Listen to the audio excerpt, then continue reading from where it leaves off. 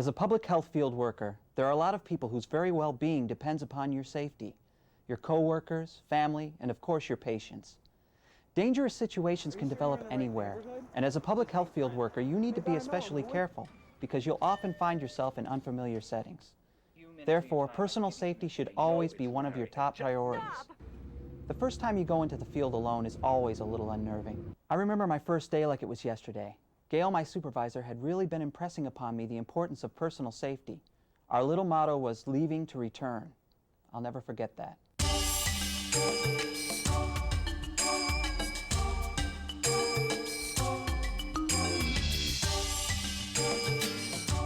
So, are you a little nervous about today? You mean about going out into the field alone? Nah, I think I'm ready for pretty much anything. That's what I like to hear, confidence. So let's get down to business. What does your schedule look like for today? Well, since this is my first day, I kept my schedule a little bit on the light side. I've scheduled 2 field visits, one in the morning and one in the afternoon. My first scheduled appointment is Mr. and Mrs. Jarvis. They live in a trailer park about 15 miles out of town. They're part of a TB contact investigation that we're conducting. All right. And your second field visit? Pamela Robinson. Now, Pam lives in the Bleecker Apartments over on Willow Street. She's on directly observed therapy for TB. She's been on medication for 2 weeks in the hospital and has just recently been discharged. Okay. Looking at her medical record, she seems to be doing fine. Is this your first visit with her? No, actually I met her last week, but this is the first time I'll be visiting her at her apartment. I've called ahead, she knows I'm coming. Okay. Sounds like a good first day. Oh, I might as well jump right in. Hold on. Before you go, 3 things. First, be sure you sign out of the office, and that includes what time you left. Got it. And your county ID? Always. Okay. And did you remember all your paperwork? Right here. Okay. If you have any problems, give me a call. Okay. I've learned firsthand that documenting all unusual activities that you come into contact with while you're out in the field is crucial to your safety as well as to others. If you don't document that a patient has a drug problem or a vicious dog that runs loose in their front yard, you're running the risk of endangering both yourself and the next field worker that happens to visit that address.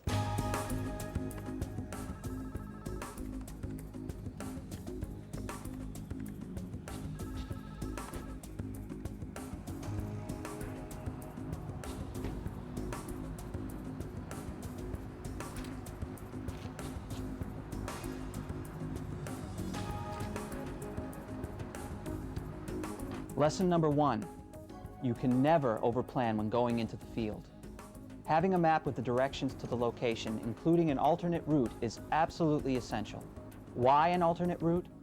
Remember, you're driving to an unfamiliar location, and an accident or construction could throw you way off the beaten path. Bottom line, there's no excuse for not bringing a map along. And if you can't find one in the store, there are a lot of resources on the internet that will print out directions to virtually anywhere.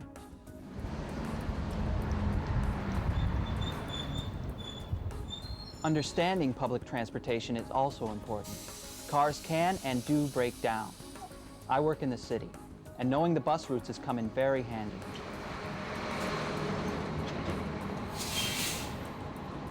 Here are a few other handy items: an Auto Club card, a cell phone, and a phone card. You're going to find yourself in unfamiliar territory almost every day, and Gail's made it an office policy to call in at least once a day. So the ability to reach the office from the safety of my car or from a payphone is extremely important.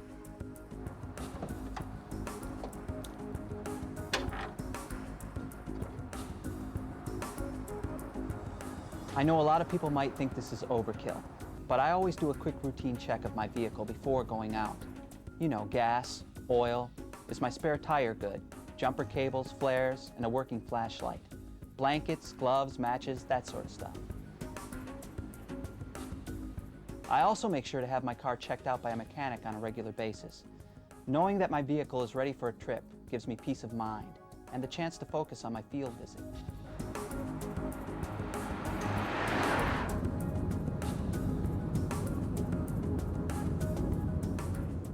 I made my way out to the Jarvises in no time at all, and as I was pulling into the trailer park and up to their residence, I noticed one thing that you run into a lot more often in a rural setting, and that's a chained dog.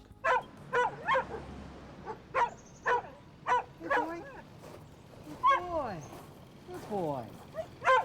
Want to give your owner some information? I'll just be a couple of minutes. Good boy. You should never touch an unfamiliar or unfriendly dog. An animal can get angry or frustrated for lots of reasons. One of them from being chained up or tied up. But you can usually tell when an animal is dangerous. With a dog, for example, you have to be careful about an aggressive posture. You know, their ears stick straight up, their body and their tail become very stiff. They might growl or snarl, and if they begin to bare their teeth or curl their lips, I'd say you're definitely in the midst of one angry dog. You'll also find plenty of dogs when visiting patients in the city. Whenever I saw a dog appear at the entryway, I always made sure to place a bag, package, or clipboard between the animal and me. And if that didn't work, I would politely ask the owner to restrain his pet. And politely is the operative word here. If you start yelling at an owner, you're very likely to provoke the pet. And one other little trick that always worked for me was keep one foot on the outside of the door so I could shut it quickly if I had to. My strategy with this dog was simple. Don't surprise him. Keep my distance and walk non-aggressively to the front door.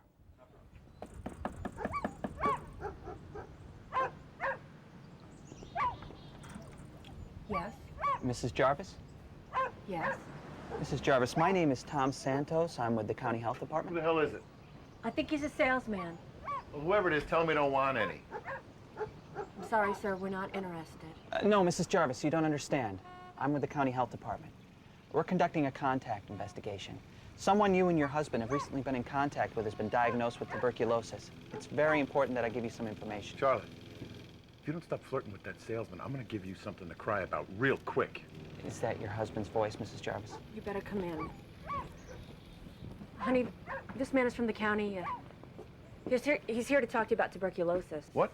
Mr. Jarvis, I'm Tom Santos with the County Health Department. Yeah, to hell with all that nonsense. I wanna know where you got my name and what this has to do with tuberculosis. We're conducting a contact investigation. Someone you and your wife have recently been in contact with has been diagnosed with TB. If it was your brother Larry who gave us this, I'm gonna kill him. You leave Larry out of this. He's a good man. You mean good for nothing. Just like you, a pathetic waste. Look, Mr. Jarvis, if you just give me a few minutes of your time, I can give you some information. No, it's Larry. I just know. Stop! Please stop. Oh, stop your whining and let's take this outside, buddy, huh? I knew the minute that Mrs. Jarvis opened the door that there was a problem. But my objective was to give them the information and then get out of there safely. Mr. and Mrs. Jarvis, I realize that this is an uncomfortable situation. I'm here as a representative of the County Health Department. If you give me just a little bit of your time, I'd like to share some health-related material with you. After things settled down a bit, I talked to the Jarvises and gave them the health-related information that I needed to. At which point, Mr. Jarvis showed me the door. Skip works really hard for us. He has a bit of a short temper, but that's because he's overtired a lot of the time. If he just would have given me the name of the person who gave him my name, this whole mess could have been avoided. When I spoke to the individual who gave me the Jarvis's name during the initial phase of the TB contact investigation, I asked the person for a physical description of the couple. Taking a physical description isn't as difficult as it sounds. When looking at height, compare the height of the person with your own, and that goes the same for weight as well. What color is the person's hair? How about their age? What about their ethnicity or the color of their skin? Could you describe the person's skin tone and complexion? Does the person have facial hair? If yes, what color is it and what style? Is it a goatee, a full beard, or a mustache?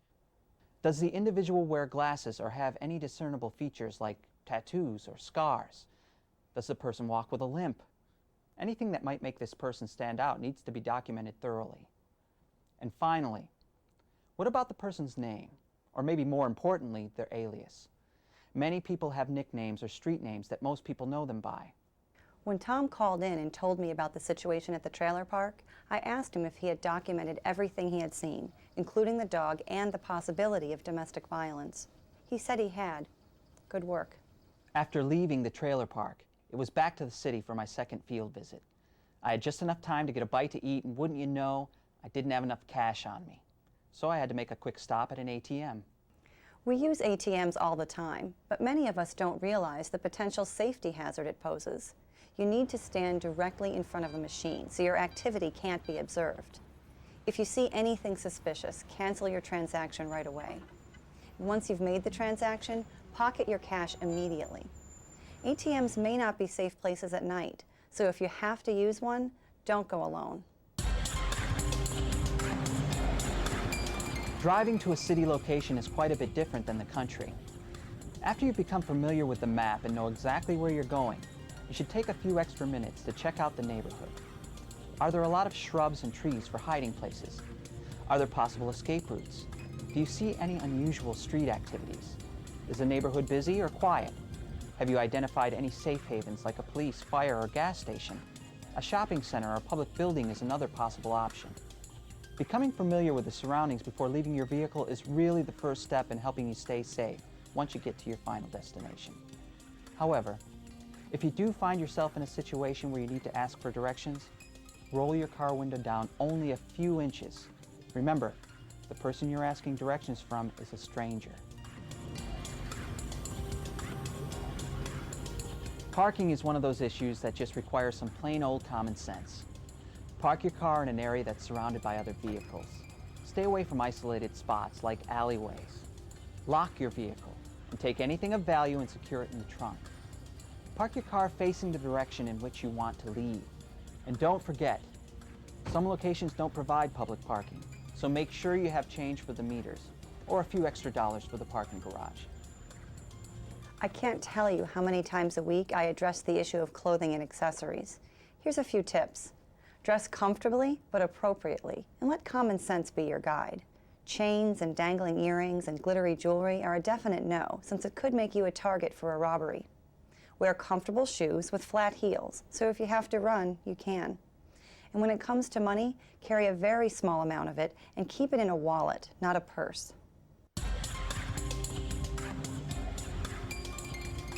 As I was making my way to Pam's high-rise, I made sure to walk with a purpose, like I know exactly where I'm going. I walked facing the traffic so I could see approaching cars, and I tried to stay near the curb and away from buildings because I wanted to eliminate the element of surprise.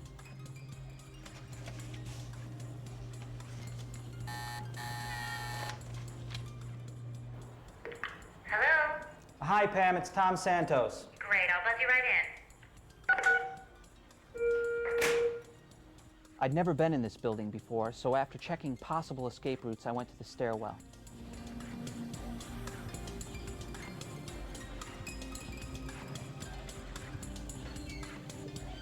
I opened the door, and the minute I saw how deserted it was, I trusted my instincts and used the elevator instead. Now you're probably thinking, of course you don't go into a deserted or dark stairway. But what if the elevator isn't working? In that situation, a flashlight can come in real handy, so I always make sure to have one in the car when I go into the field. However, if you do decide to take the elevator, here's a quick tip. Always make sure you observe what floor the elevator is coming from and where it's going. If you need to get to the 3rd floor, the last place you want to find yourself is in an isolated basement.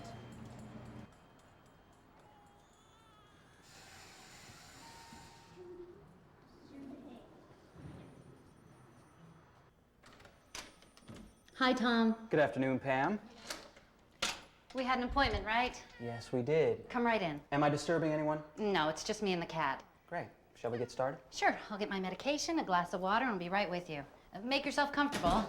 I always use the phrase, am I disturbing anyone, rather than are you here all by yourself, for this reason. From a safety perspective, you can never assume that someone is alone in their residence. And I feel phrasing it that way gives me a much better chance of getting an honest answer. I always appreciated the fact that Tom really stressed the whole idea of absolute confidentiality. But since he was going to be visiting the neighborhood frequently, I told him to say that he was a friend. This neighborhood can be pretty dangerous at times, and once everyone in the apartment complex knows he's not a threat, they'll be much more likely to keep him out of harm's way. Leaving a neighborhood can be just as dangerous as getting there. By the time I left Pam's apartment, it was the middle of the afternoon, and the streets were becoming a little busier. Hey, Laura, is that your new boyfriend? I know he could be. Hey, mister, are you married? Are you sure you're in the right neighborhood? Just visiting a friend. Maybe I know him. Who is it? You guys have a nice day. What are you doing Can you slow here? down for a second? You have no business here. Can't you talk to somebody? Why You don't have you no answer us? You have no business here. Whenever you're confronted by strangers, you need to be smart. First, if an encounter appears to be dangerous, end it immediately. Trust your gut instinct and avoid confrontation. As you walk away from the situation, walk with some sort of low barrier between you and the individuals, like a mailbox or a railing. And as you become more familiar with the neighborhood, it's very important that you get to know the trouble spots, where drug trafficking takes place, and where gangs tend to hang out. I made a mental note. This neighborhood could be very dangerous, and in the future, making an early morning appointment with Pam would be the way to go. I just bought an alarm for my car, which is a good safety feature to have. However, it does present one problem. As soon as you turn off the alarm and that little beep sound goes off, you've immediately given away your position to anyone who might be in the area. So it's important to make sure that you don't use it until you're very close to your car. As you're approaching your car, take a quick look underneath. And before you get in, it's always a good idea to check the back seat as well. People have an incredible way of blending into the environment, and you can never be sure that someone isn't hiding a few feet from your car or hasn't broken into it. Anyway, at the end of that first day, there were only 2 things on my mind. Well, actually 3. A hot shower, a big steak, and the fact that if I could get through today, tomorrow was going to be a cinch. When it comes to personal safety, always go with your gut instinct. If something doesn't feel right, it probably isn't. Personal safety is a matter of choice, and it's not always going to be convenient. One day, and maybe one day soon, you could very well be faced with a situation that's going to require an immediate response.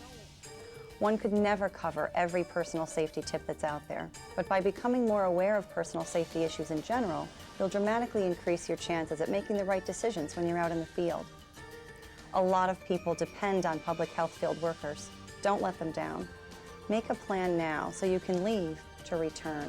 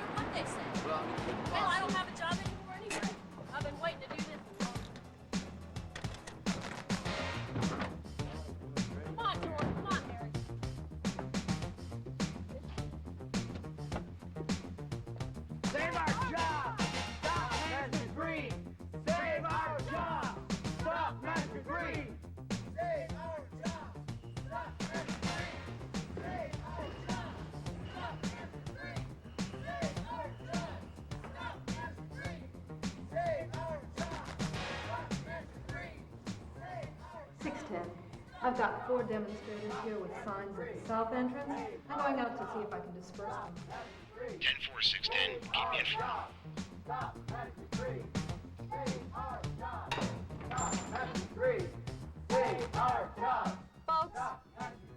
Folks, my name is Officer Bryson. Can you all quiet down so we can talk about this? Listen to me, folks. You can't gather in this area. There are other areas for you to demonstrate. You just can't do it here. Listen, you're blocking access to the building. You're creating a safety hazard. You're breaking the law. Leave the area now. Save our jobs. Stop and agree. Save our jobs. Stop and agree. Save our jobs. Stop and agree. 610. I'm at the south entrance. The demonstrators refuse to disperse. I'm going to need some assistance down here. An impending confrontation, a potential threat. Every day, all over the country, law enforcement officers are placed into situations such as this one, where they must take immediate action to neutralize the danger. It's a way of life for everyone with a badge. Split-second decisions they must make regarding the use of force necessary to control a situation that can change people's lives forever. The responsibility is monumental because human lives truly do weigh in the balance. But the training professionals at the Federal Law Enforcement Training Center recognize the critical nature of these day-to-day decisions. As a result, they've designed a use-of-force model which can help identify and interpret various levels of resistance within a given situation, and which suggests corresponding standardized responses to each of these perceptions. The purpose of this program is to provide officers and students alike with a graphic illustration of that model.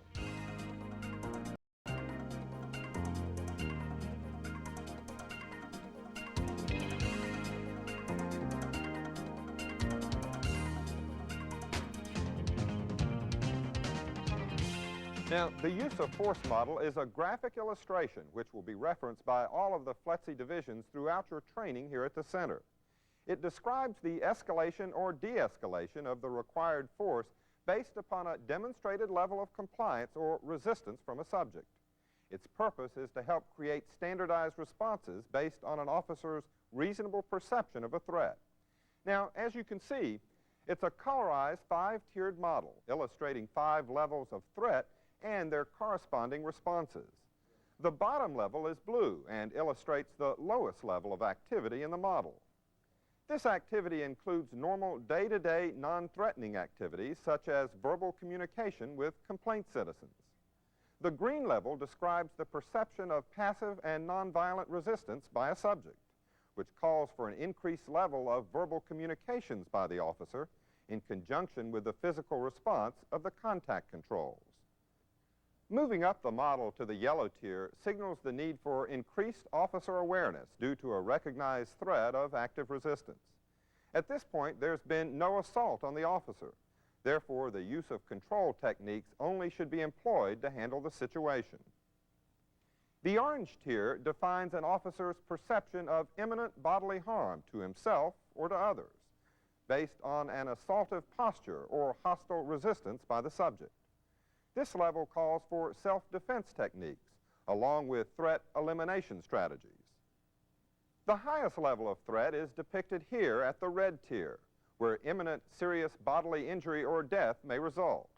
If a threat on this level is perceived, the officer must maintain the highest level of risk assessment and be prepared to use survival skills, including the use of deadly force. As you can see, the model also supports double-sided arrows running from the blue tier all the way to the red tier. These arrows represent a logical and legal cause and effect based upon a reasonable perception of risk. They illustrate that an officer has the option to escalate, de-escalate, jump between tiers, or maintain the level of force that he or she deems appropriate to gain and maintain control of the subject and the situation. It's a dynamic model, isn't it? In theory, it effectively defines enforcement electives as a function of a reasonable officer's perceptions. But what about the real world?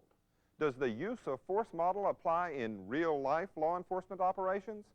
Let's continue the scenario we saw earlier to see if it does. Save our jobs! Stop management greed! Save our jobs! Stop management greed! Save our jobs! Stop management greed! Save our jobs! All right, Stop listen up, folks. greed. Listen, hey, Save folks, our listen jobs. up. Stop Look, management greed! Save our jobs! I'm Stop Special Agent Dave management Hale. Can y'all Save quiet our down so we can jobs. talk about this? Stop You know, management greed. quiet, ma'am. Listen, I don't like the idea of the plant closing any more than you do, and you all certainly have a right to voice your opinion in this matter. But this is not the place to do it. You're going to have to take your signs and move along. You're creating a hazard here. Not a chance. We're not going anywhere until we get some answers here. Yeah! Listen, I understand how you feel, and I know that times are tough, but there are better ways to deal with this. Right now, what you're doing is you're breaking the law, and if you don't leave now, I'm going to have to arrest you. What do you know about tough times? You sitting upstairs in your cozy little office in your three-piece suits. I poured my heart and soul into this plant. For 17 years, I've worked myself to death for their crummy wages. And now they're closing up shop, moving out of the country. What about us? Yeah. What about our families? What about our retirement? Yeah, what about I know that you're upset by this, but there are better ways to deal with this problem. You can take it to the courts, or you can hold legal demonstrations in authorized areas, but you cannot demonstrate here. It's illegal, and it's creating a hazard to other people. Don't listen to this guy, Harry. What the hell do you know anyway? We didn't come down here to talk to you, mister. We came down here to talk to somebody else. Yeah. All our lives we've been doing things the right way. Yeah. And what did it get? Unemployment. Well, we're here to do something about it now. Listen, hold on. Let's just cool down, and let's talk about this. We're through talking about it, mister. We're here to do something. Listen, for We the have a right to do last time, I'm telling you, to move away from this area now. You get your hand out of my face. All right, that's it. You're under arrest. Turn around and put your hands You on can't your arrest me. This is a free country. Hey, come on, man. I didn't do anything. Hey, what the hell are you doing? You can't arrest him. He hasn't done anything. Leave him alone. Back off now! Hey, get your hands off me. I've got every right to be here. No, sir, you don't, and if you don't leave right now, I'm gonna arrest you, too. I don't give you that. I'm a taxpayer. I pay your salary, pal. You're supposed to be protecting me, and all you've been doing is harassing me. I'm not going anywhere, and you can go to hell. All right, that's it. You're under arrest. Turn around and put your hands over your head. I'm not going anywhere, man. You want a piece of me? All right, Drop the knife. all you want. Drop the Come on, knife. you son of a bitch. Come on. Drop the knife. What are you gonna do? Shoot me? Yes, sir. Well, if I have to, that's up to you. Drop the knife All now. I want to do is keep my job. Drop I've the been working knife. hard all my life. This isn't fair. Drop the knife now. Toss the knife over there. Now. All right, put your hands over your head. Turn around. And don't move. Well, were you able to distinguish the tiers of the model? Remember them: compliance, passive resistance, active resistance, assaultive with the threat of bodily harm, and assaultive with the threat of serious bodily harm or death. Let's look back and see if we can locate them. Save our job. Right at the beginning, when our demonstrators have just arrived at the steps, we are at the first tier of the model. Officer Bryson utilizes her communication skills in the hope they will be compliant and leave the area without incident. She is not successful in that attempt. When Special Agent Hale arrives on the scene, he again starts on the first level, trying to resolve the problem by gaining their compliance. We know that didn't work either. The demonstrators continue in their posture of passive resistance. However, one of the demonstrators crosses the line, becoming actively resistant. But by escalating his level of enforcement tactics in response to this active resistance, Agent Hale was successful in taking control of one of the demonstrators. A second subject also becomes actively resistant and charges Agent Hale. After being pushed away, the subject becomes extremely belligerent. Agent Hale continues in his effort to gain compliance, but to no avail. The subject escalates the situation to the fourth level of the model by pulling a knife. Recognizing the risk of bodily harm and that intermediate weapons such as batons or chemical sprays are inappropriate due to the level of threat, our officers draw their weapons in response to the assault. The threat de-escalates quickly from here. Our demonstrator becomes compliant, and our officers take control of the situation. Or do they? Remember, there are 5 tiers to the model. So far, we've witnessed only 4. In addition, orderly escalation or de-escalation up and down the tiers is not always the way enforcement electives work out. We all know that situations can begin at any one of the levels of the model, or move from one level to the other in an instant. An officer must be prepared both mentally and physically to administer the proper response based on the level of resistance he perceives. With that in mind, let's rejoin Officers Hale and Bryson and see if the situation is really under control.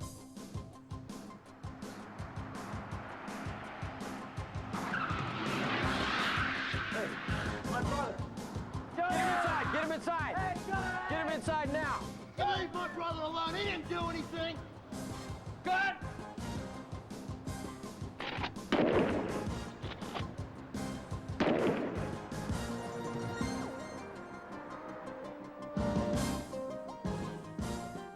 It's not often that an officer is forced into a response from the 5th tier of the model, but he must nonetheless be ready to take that action. If an assault by a subject places an officer or anyone else in danger of serious bodily harm or death, he has the right and the commission to protect himself and the others around him. The use of deadly force is a serious matter, but it's an option which sometimes becomes necessary. So, in the final analysis, the goal of the use of force model is to help officers maintain a high degree of enforcement readiness. That readiness manifests itself in 2 ways. First, in a willingness to keep enforcement responses on the lowest tier possible through skillful use of physical and communicative strategies. And second, in the resolve to escalate to the appropriate level of response whenever necessary to protect human life and to maintain control of the situation. It is absolutely essential that all law enforcement officers understand the precepts of the use of force model and are fully confident in their ability to navigate up and down and in between its 5 tiers. So let's briefly recap what the tiers represent. The blue level is the lowest level, representing day-to-day non-threatening activities. The green level represents passive or nonviolent resistance and calls for an increased level of verbal communications and contact controls if necessary. The yellow tier signals active resistance and calls for increased awareness and compliance techniques. Orange warns of hostile resistance and imminent bodily harm to the officer or to others and calls for self-defense techniques. And the red tier represents the threat of serious bodily injury or death and calls for the use of deadly force if necessary. These standards, defined by the tiers of the model, go to the very heart of the law enforcement philosophy taught here at the center. And so you will see this illustration often during your training here. Learn it well. The decisions you make regarding the proper use of force will play a major part in your career as law enforcement officers.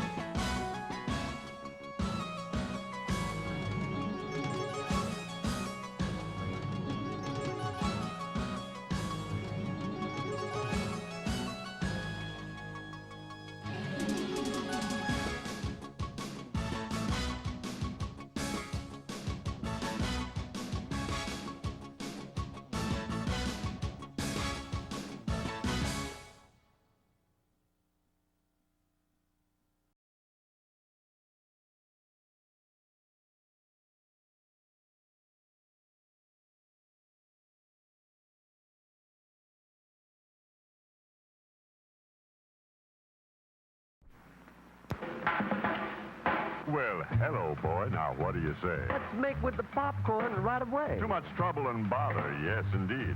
No, man, heat's all you need. You need more than heat, boy, according to Hoyle. You need popcorn, salt, butter, and oil. And the frying pan, or to be completely proper, you ought to have a popper. I dig it you ain't hip, old man, to easy pop popped in its own pan. You mean easy pop popped in its own pan? Now you're swinging, Daddy. Crazy man. Why don't you make it with me to the grocery shop? We'll both take a pan of this easy pop.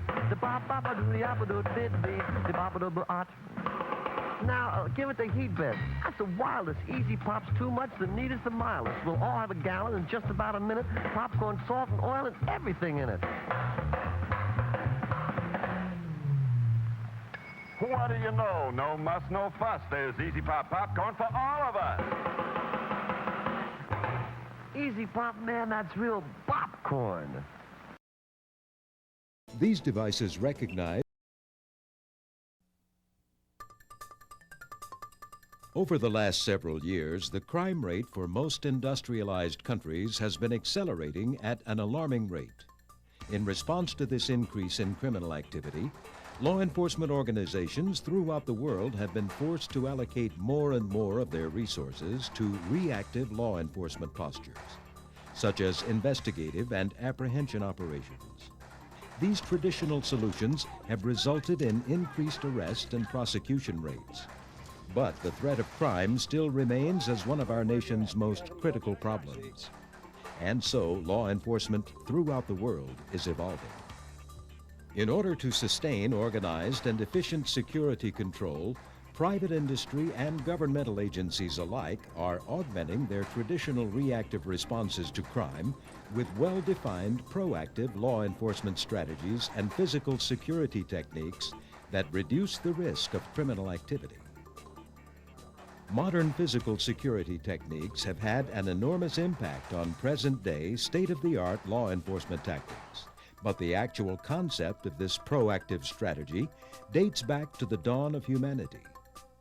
The purpose of this program is to discuss the evolution of physical security from the beginning of recorded history to present times.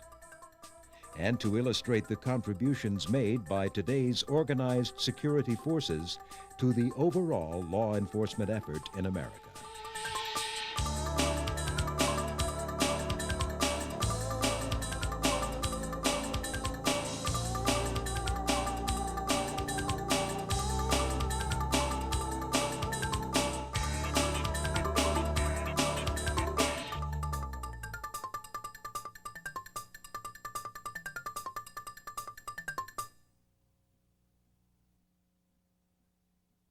Webster defines security as those measures taken that assure safety and freedom from doubt, anxiety, or fear.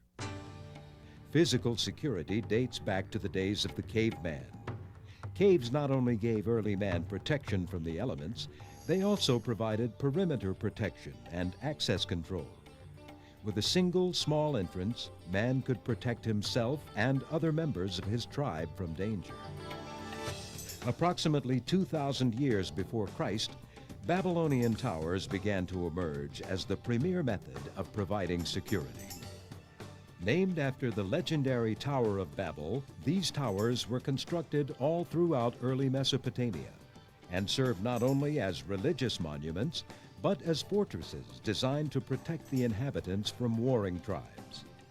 The brick and tile towers had the form of terraced pyramids, with several receding stories called ziggurats, the town's most valuable assets and religious artifacts being secured in the top ziggurat.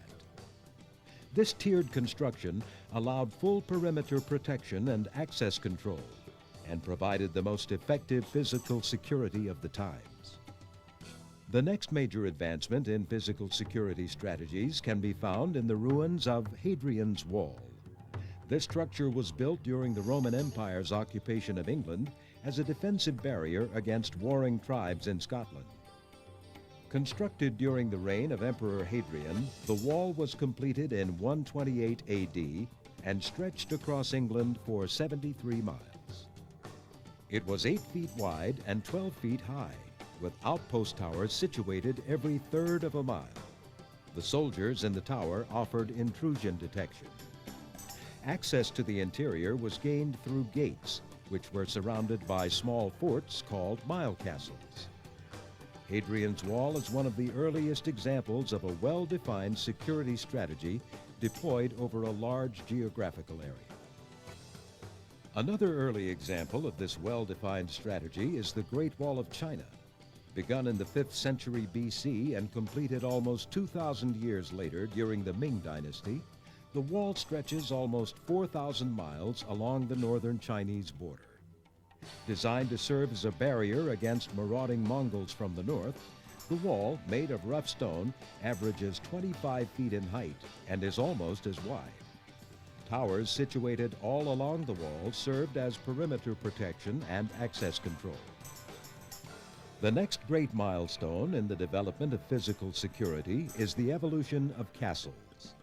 Beginning around the 10th and 11th centuries, warlords and kings began constructing castles to protect the citizens of their villages and other valuable assets. These castles were usually constructed on the highest point of land to make access by enemies difficult. A clear-cut area of several meters followed by a moat completely surrounding the fortress added to the security. Towers all along the outside walls provided safe and effective defensive positions for the castle guards. Access to the castle was gained through a small gate working in conjunction with a drawbridge over the moat.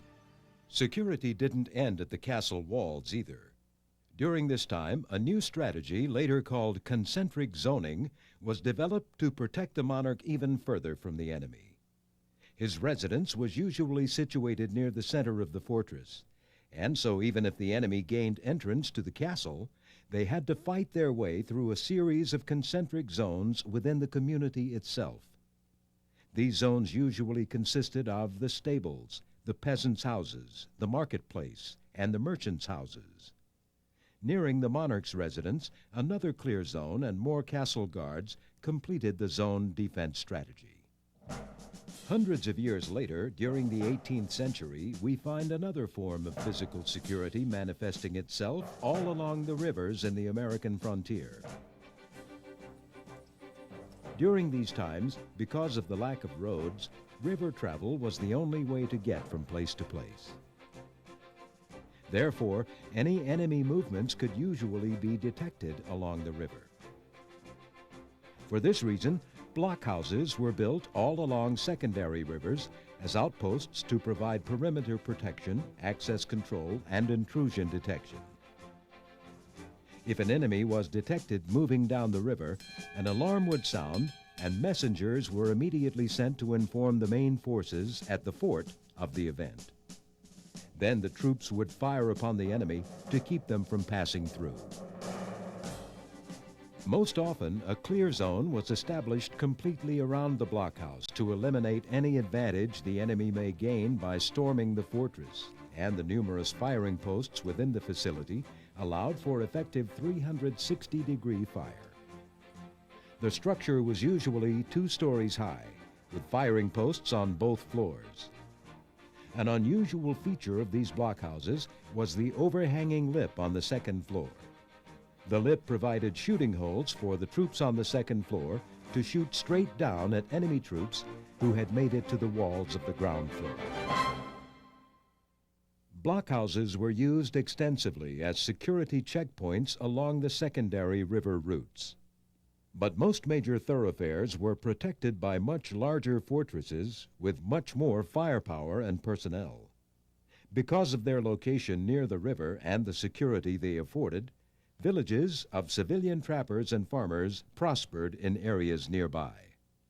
The fort itself was usually surrounded by a large clear zone called a glacis, which was used as an early detection system for anyone approaching. The walls were high and provided a clear and unobstructed shot for a firing line that could be positioned near the top. Towers usually constructed at the corners of the fort were used as lookout positions and firing posts. Access to the facility was controlled through gates or drawbridges that were heavily guarded. Looking at the security strategies utilized in this 19th century fortress, we begin to see the similarities between it and all the other structures we've studied in this program. In fact, we can see that all of them are strikingly familiar. That is because the concept of physical security has never and will never change. Throughout recorded history, man has needed to feel safe and secure. He has achieved this security by utilizing available technology to develop strategies of perimeter protection, intrusion detection, and access control to gain the upper hand on his enemy. So the philosophy of physical security remains the same. What changes is the technology. So let us look at some of the strategies we use today in protecting our government assets. We'll compare the similarities and the differences from times gone by and consider the impact that technology has made in their application. Physical security in today's modern government facility can be applied in a number of different strategies, depending on risk assessment and threat analysis. The level of security required will vary from facility to facility, but all have some form of strategy in place. Perimeter protection, for example, is usually provided by some form of barrier around the facility. There hasn't been much change in this concept over the years, but the moats, clear zones, and stone walls of the past have been replaced by technologies which allow the building itself to act as its own outer perimeter. In addition, high-tech fencing allows outer perimeter protection away from the building. There are many different configurations of modern-day security fences and many different materials that are used in their construction. The choice of protection will depend on the required level of security for a given facility.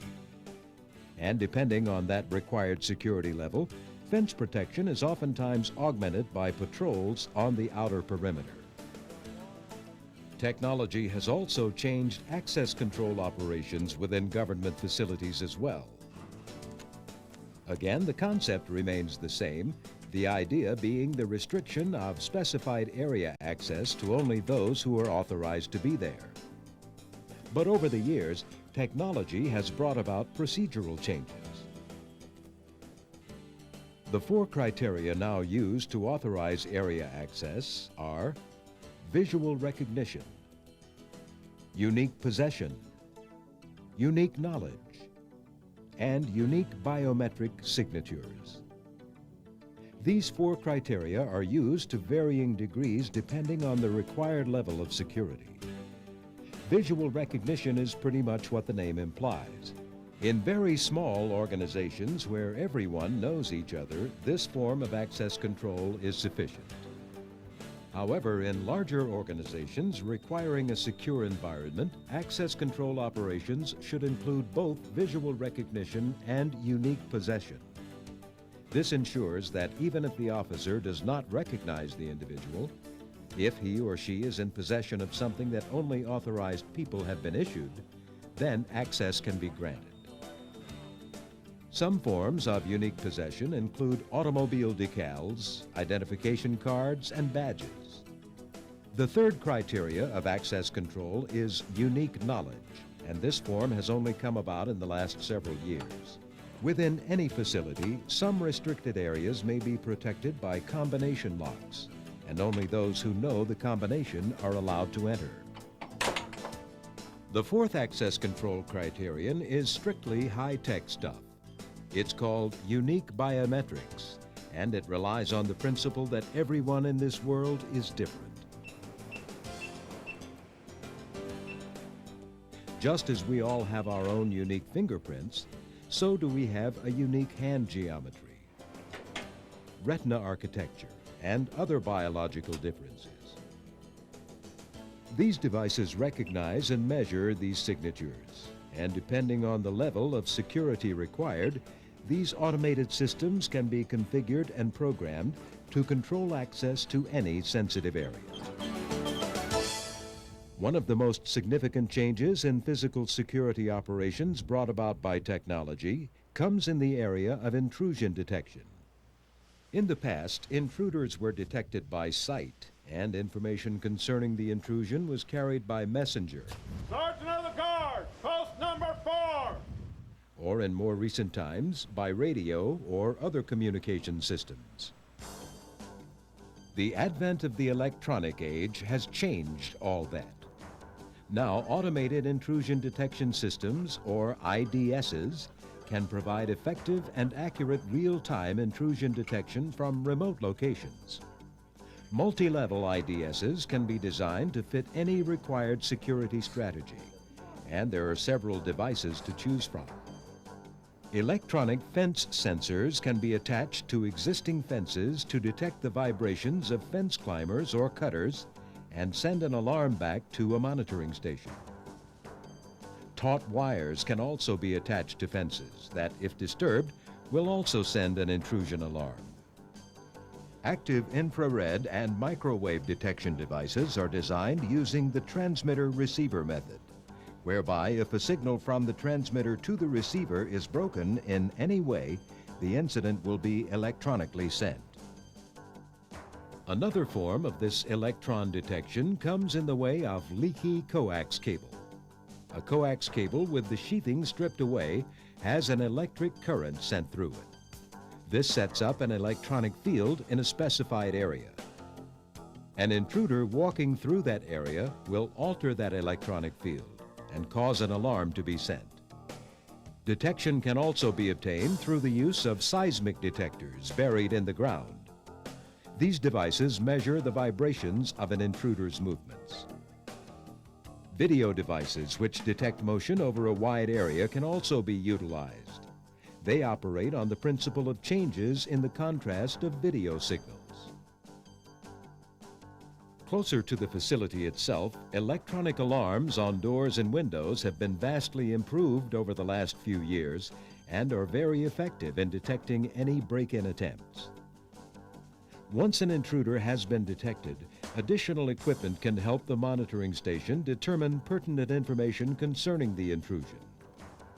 One of these assessment tools is closed-circuit television, which allows the monitoring station to visually appraise the source of the incident and analyze the threat.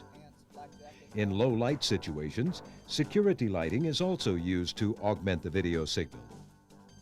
The more sophisticated the intrusion devices are at a facility, the more sophisticated the monitoring station must be to collect, analyze, and act upon the data.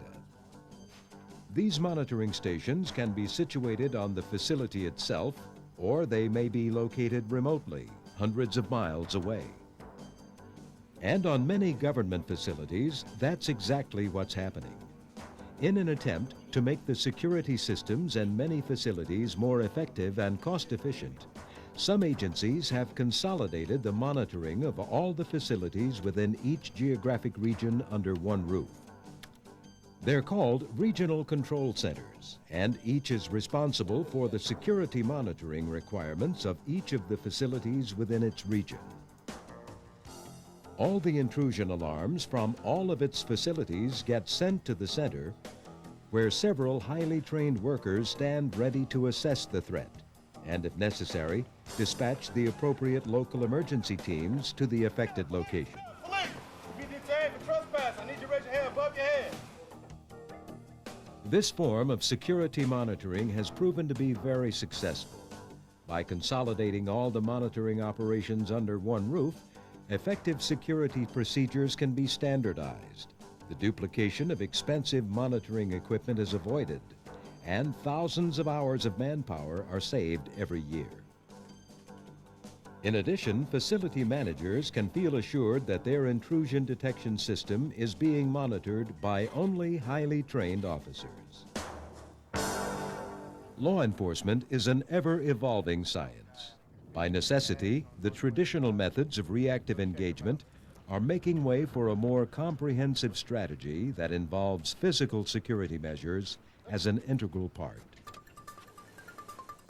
As we move into the 21st century, and as our need for a more secure environment continues to grow, the role of law enforcement officers, state, local, and federal, will evolve as well to include a more proactive stance.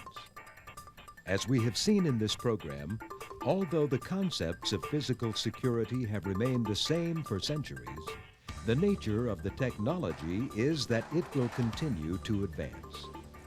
Accordingly, a well-defined and ever-improving physical security program administered by well-trained law enforcement officers will become more and more effective at preventing crime and will reduce the requirement for reactive law enforcement operations.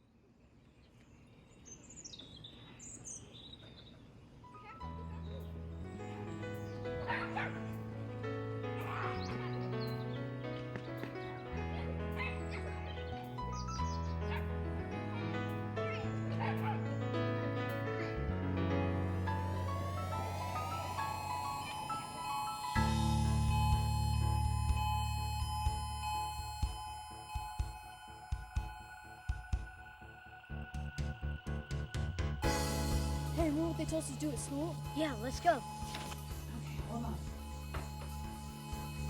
Broadcast stations in your area.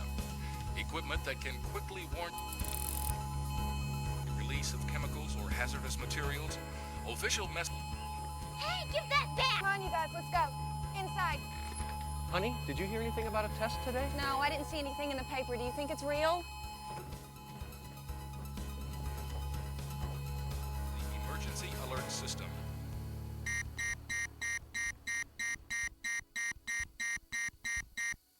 This is a test of the emergency alert system. This is a coordinated monthly test of the broadcast stations in your area. Equipment that can quickly warn you during emergencies is being tested. If this had been an actual emergency... The Harrisons and their neighbors did the right thing. The Chemical Stockpile Emergency Preparedness Program, or CSEP, uses a variety of warning devices to alert and notify the public in a rapid manner. A siren, or a total alert signal, is meant to grab your attention. You should listen to the warning message and take immediate action.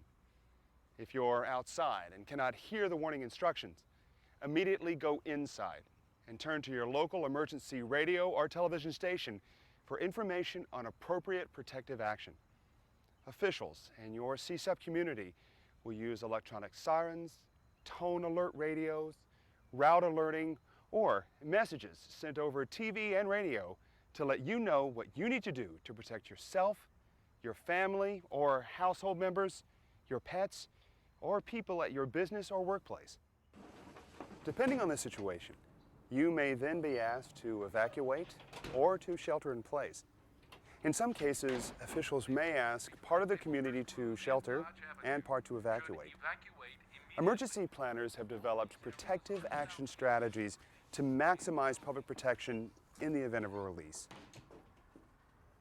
If officials advise you to evacuate and you are at home, immediately gather up medications, emergency supplies, family members, and pets, and follow recommended evacuation routes away from the hazard area to a reception center. Officials will tell you where to go and when it is safe to return. If you cannot evacuate or shelter by yourself, make arrangements for your neighbors, nearby friends, or relatives to assist you. Contact your local emergency management agency for assistance. If household members are separated, follow your household emergency plan that contains strategies to take protective action and eventually reunite. If your family does not have an emergency plan, you should develop one. Information and resources developed in your community can help you to prepare a plan. Children out playing should know to return home immediately. If your children are at school, don't phone the school or try to pick them up. The schools have a plan in place to protect the children.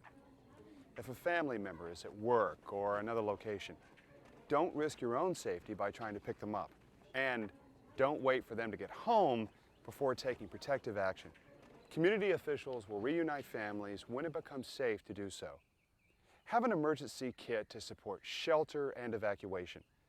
This may contain a flashlight, portable radio, extra batteries, water, emergency food, clothes, and other items. This FEMA Red Cross brochure contains a complete checklist for your family's emergency supply kit. Officials may advise some people to shelter in place in their residence or place of business if a chemical agent accident occurs. Sheltering is a normal protective activity for a variety of emergencies. People often are advised to shelter inside when natural events such as thunderstorms or snows threaten an area. For a chemical emergency, shelter in place means you go inside a building, close and lock windows and doors, and turn off heating or air conditioning units and other fans or vents to the outdoors. It's preferable for occupants to stay in an indoor room with no outside windows. You need a portable radio or television to know when it's safe to exit. Don't wait for an emergency to pick a room to use. Choose it in advance and make sure that all household members know which room is your safe room.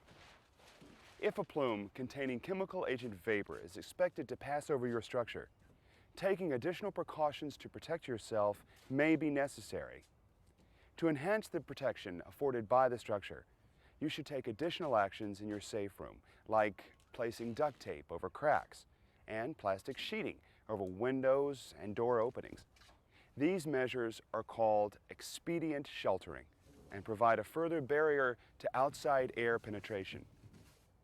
You will be notified when you should end sheltering. Quickly follow official instructions on what to do next. Officials may direct you to relocate to a reception center. When officials tell you to vent structures, open doors and windows, and turn on fans to replace the inside air of your residence with outside air. At this point, you may be able to stay inside while venting, or you may be asked to go outside into your driveway or street. If you cannot leave your house, try to open up your house as much as possible. Turning on fans and opening front and back doors and all windows provides good cross ventilation. Don't use your telephone or cell phone unless it's absolutely necessary. Phone circuits are quickly overwhelmed during an emergency. You may be wondering why officials would tell you to shelter when a plume with hazardous vapor is in your neighborhood. I'll explain what would happen if a chemical agent plume passed your house. As the plume passes the structure, some contaminants enter the building. The concentration of contaminants is lower in the building than outside, and even lower in the safe room.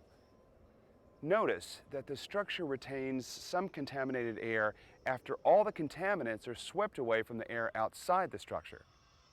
The reason contaminants remain inside a structure after the plume is passed has to do with the amount of air that normally enters and leaves a building over time. This is referred to as air exchange. All buildings have some air infiltration, even with all doors and windows closed, because air is constantly moving back and forth through the walls and cracks and crevices. Scientists can measure the rate of air exchange that occurs in a structure. That is, how long it takes for the air inside to be replaced by the air coming in from the outside.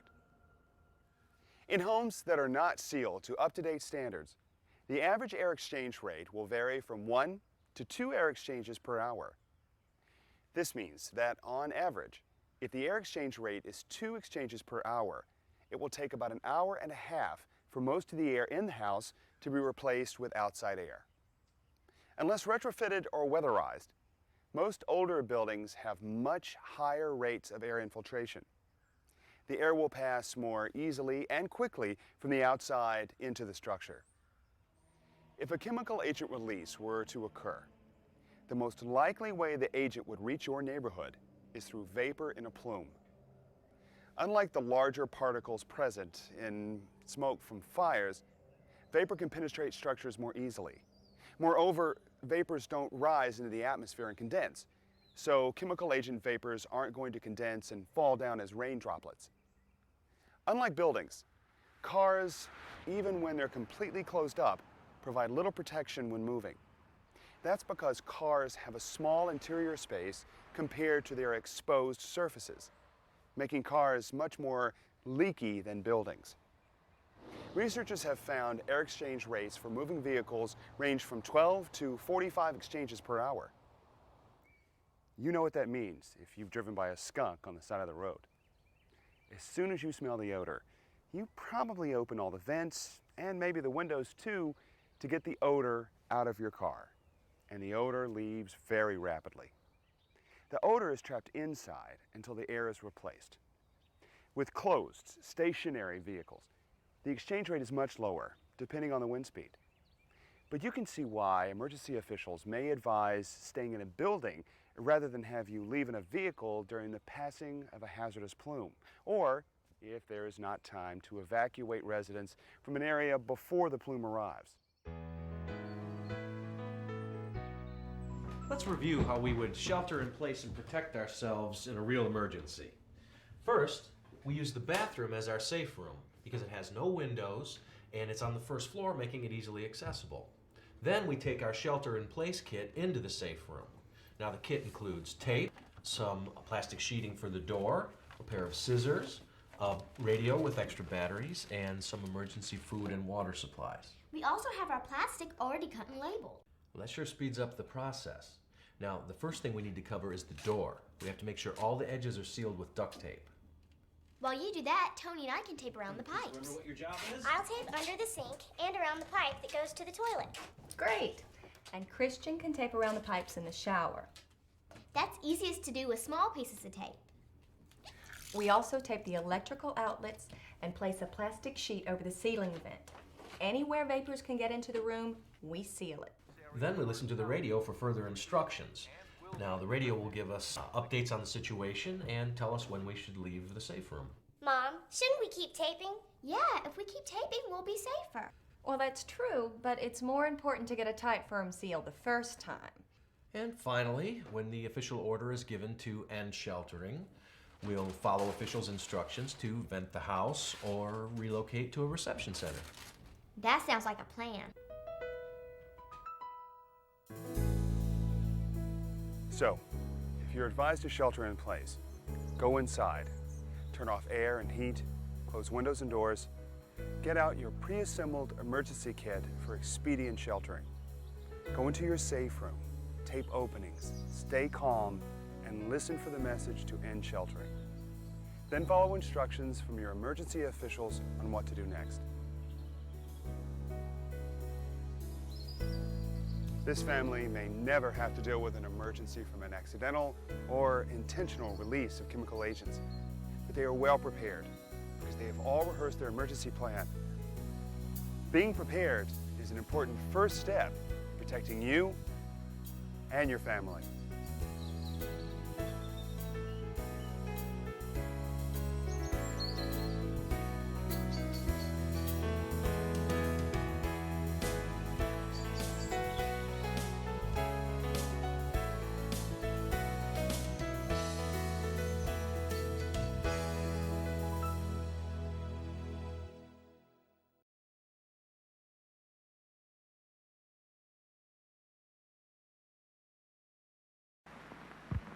Use Ajax! Boom, boom. Colgate's new Ajax cleans all bathroom surfaces up to 50% faster. Use Ajax, boom, boom. The foaming cleanser. Boom, boom, boom, boom, boom. Gets things clean Just like a whiz. You'll start paying the elbow tax when you start cleaning with Ajax. So use Ajax, boom, boom. The foaming cleanser Boom, boom, boom. floods the dirt right down the drain. Ajax leaves no gritty cleanser scum in tub or sink. So use Ajax, Boom, boom. the foaming cleanser. Floods the dirt right down the drain. Ajax, the new scouring cleanser, foams as it cleans. Ajax cuts grease faster than any other leading cleanser. Ajax polishes with half the effort.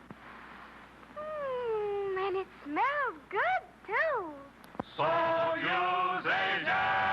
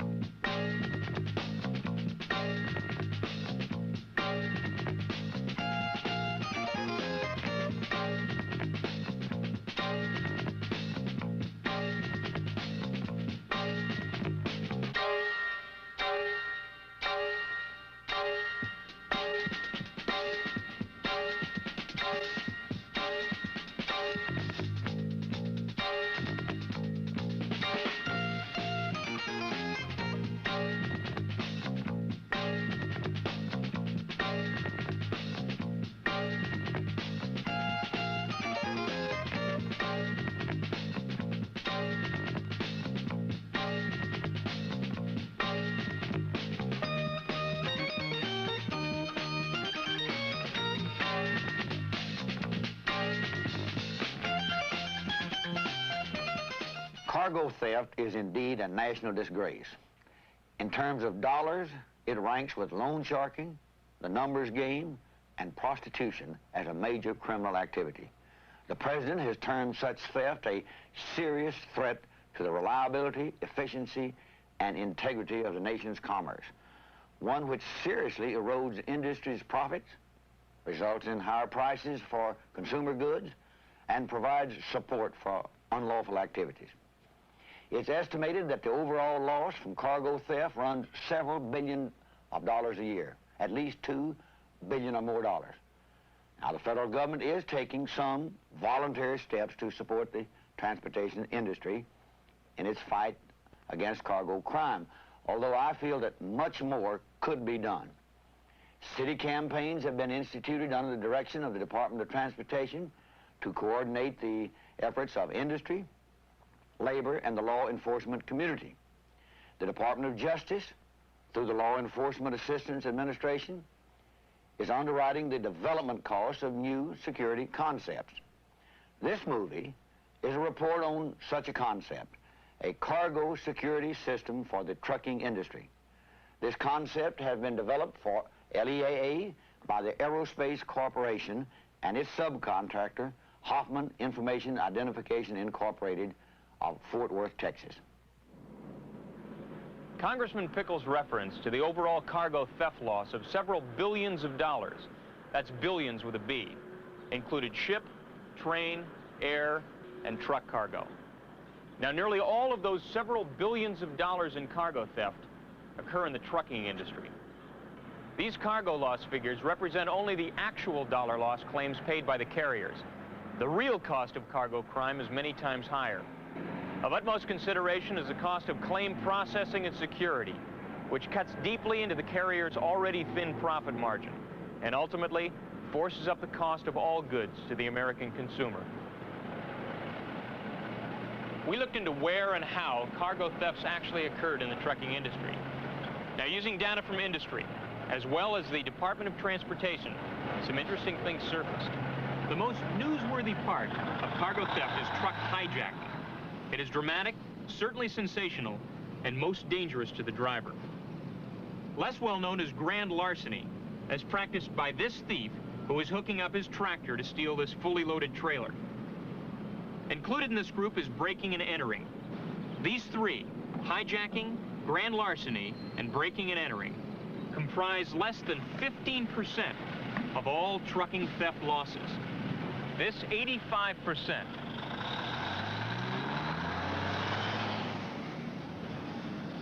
is the biggest part of the cargo theft problem.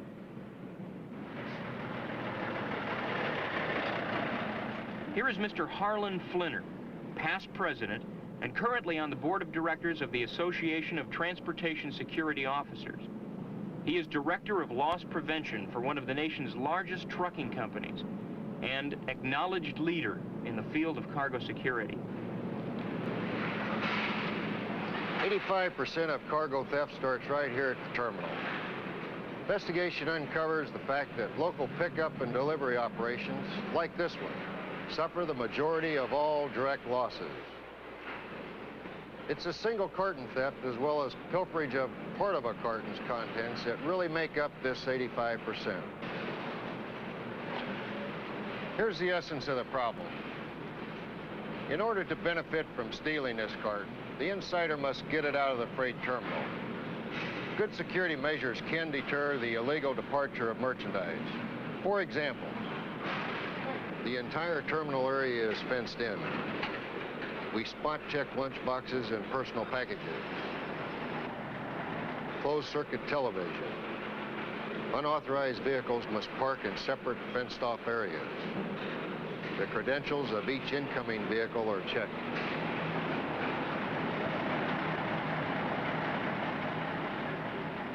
But all those security measures like these minimize the problem. This carton can still get out.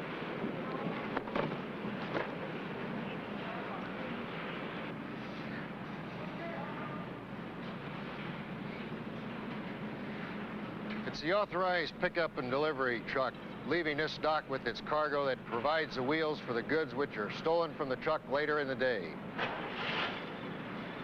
Have a good day out there and pick up a lot of freight. The problem is to protect the contents of the truck.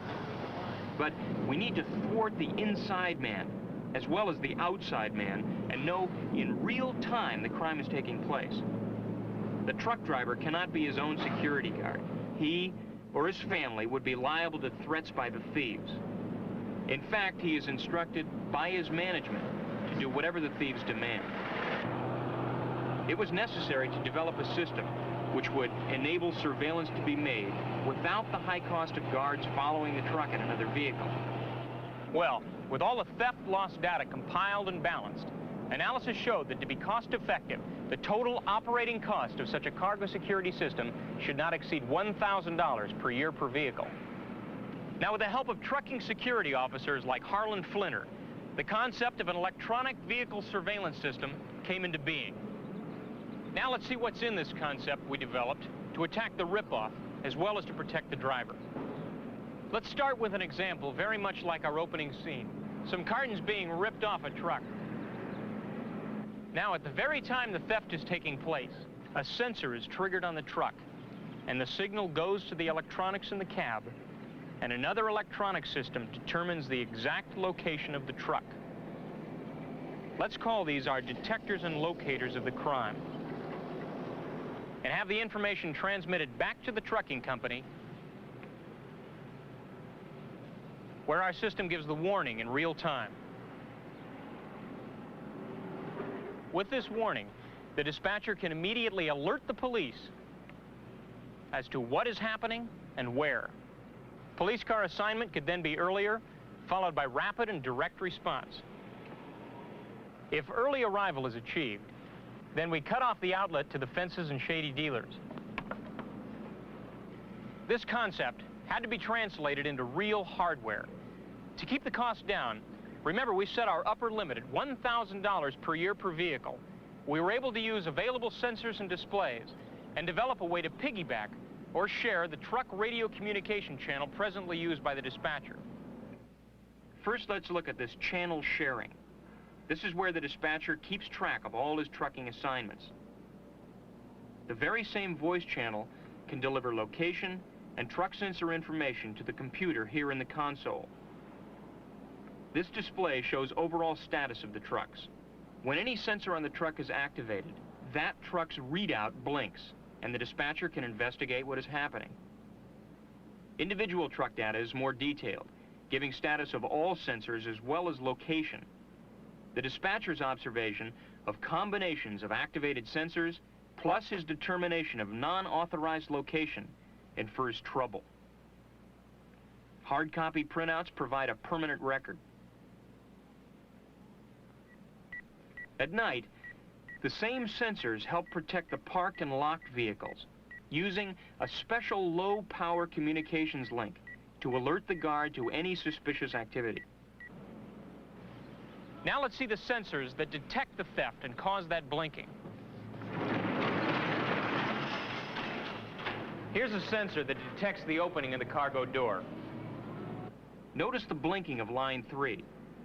Now, when we key in this individual truck's status, we see that it's the cargo door sensor that's causing the blinking. Here's the intrusion sensor that reacts to anyone entering the cargo space. This sensor will work even if the thief cuts through the side or the roof to gain access.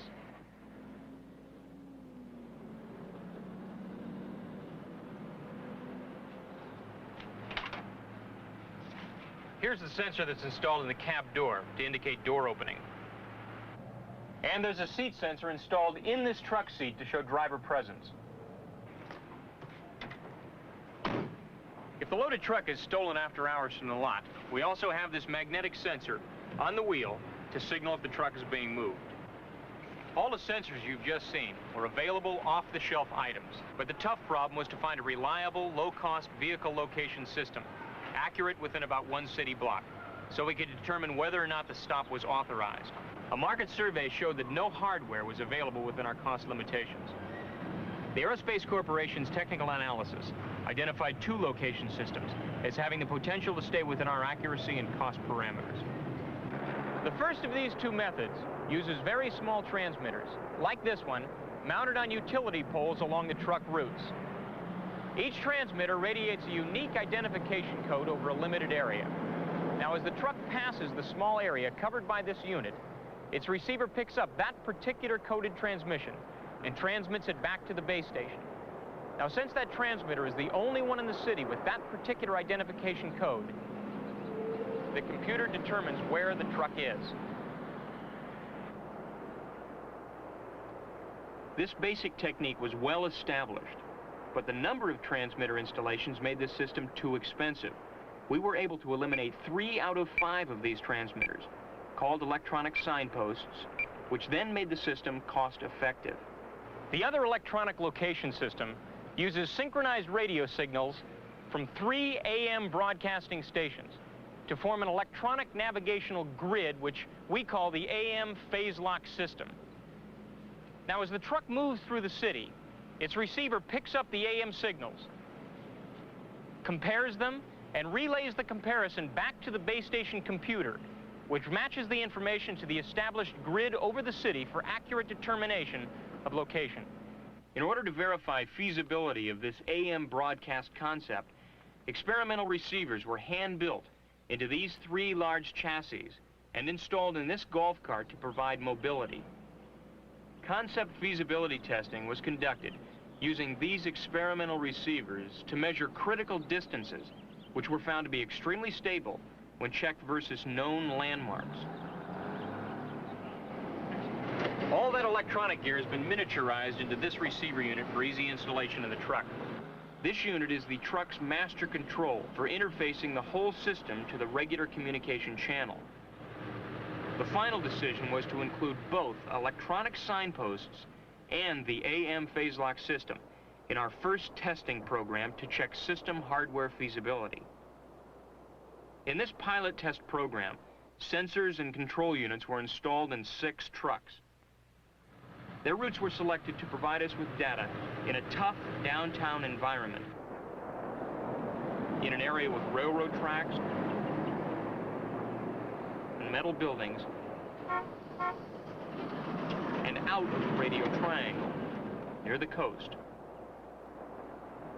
The base station was installed at a trucking company headquarters in Santa Fe Springs, California. With the cooperation of city officials and utility companies in Santa Monica, Vernon, and Los Angeles, California, the electronic signposts have been installed on utility poles. With excellent cooperation from stations KFI, KNX, KPOL, and the Federal Communications Commission, we installed highly accurate automatic frequency controls for the AM phase lock system in the 3 stations. The daily operations of the 6 trucks are being monitored, and technical data are being acquired to determine what design changes are needed to make the cargo security system a most effective instrument in cargo crime prevention and detection. This test is proving that the hardware is feasible. In particular, the test has already produced the very first real-time location printout by AM phase lock technology. A formal field test will be undertaken as part of the overall program in a major city using a complete truck fleet. Fleet dispatcher and driver acceptance will be addressed, but this field test will primarily determine the value of the system for actually reducing cargo theft.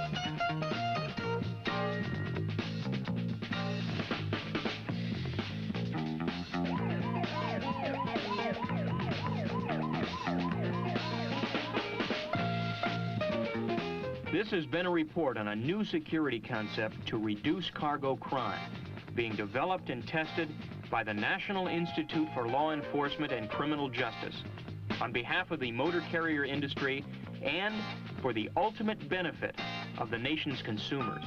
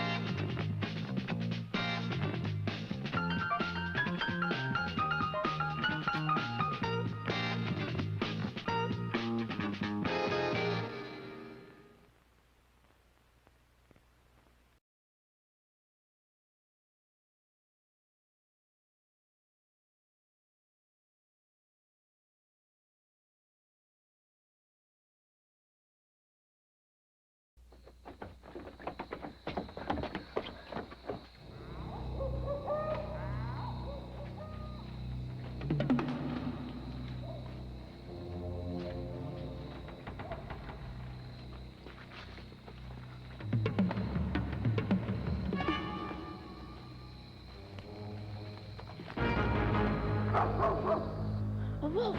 That was a wolf! Shh! Shut up, stupid! Yeah, you want us to get caught? Okay, okay. So I thought I heard a wolf. There's nothing to be afraid of.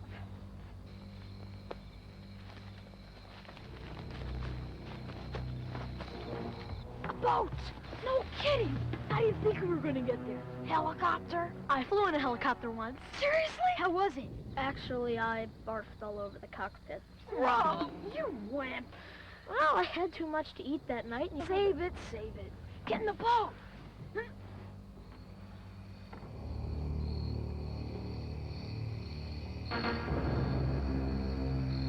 Where's the castle, bud? It's in a cove on the other side of the lake.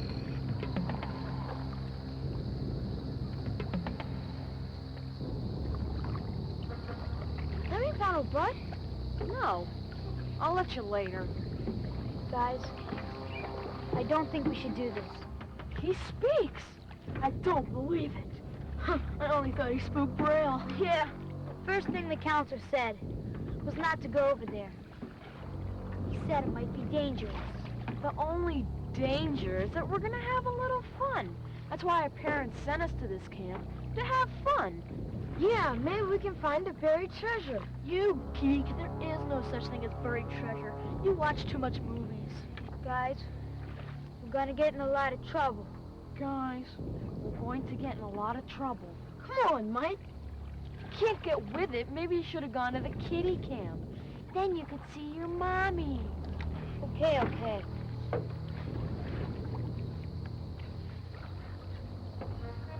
Here's the cove.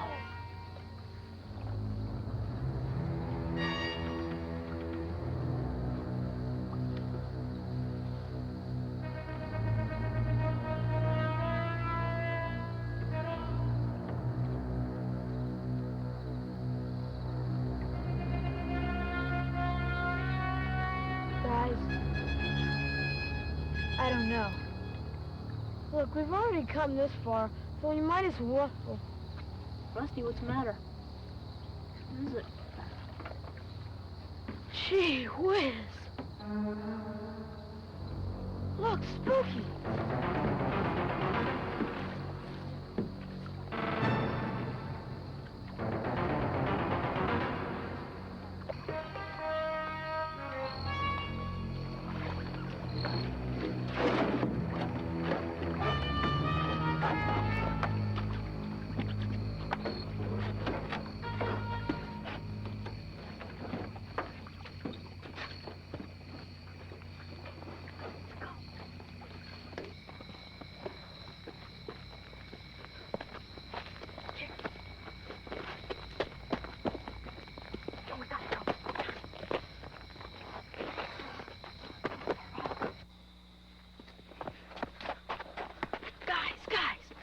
Jump the fence, then we're gonna search the castle. Yeah, wait a minute, wait, I can't hike the fence. Look at this.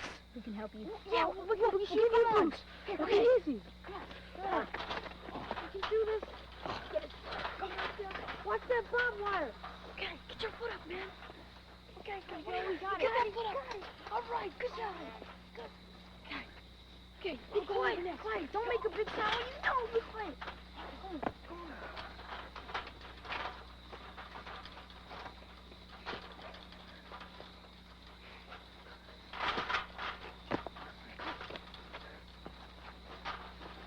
Come on, Rusty. Come on, Rusty. Come on. Come on, you can do it. Come on. Up and over. All right. Come on, man, let's go.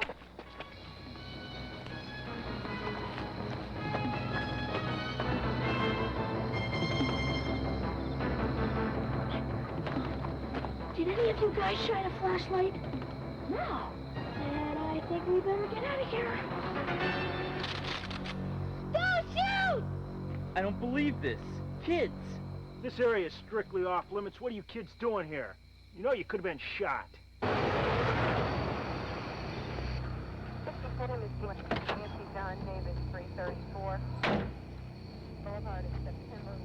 Thanks, officer. I'll take them. All right.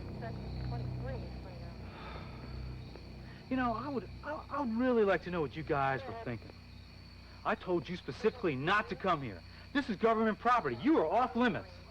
I'm really disappointed in you guys. Look, it's not like we broke the law or anything. You did. You trespassed here. But more important than that, you guys broke my trust. I told you not to come here, and I expected you to obey that. Look, it's dangerous here, and I don't make these rules for my health. I make them to protect you, because I care about you, because I don't want to see you guys get hurt. Talk about it tomorrow. Get in.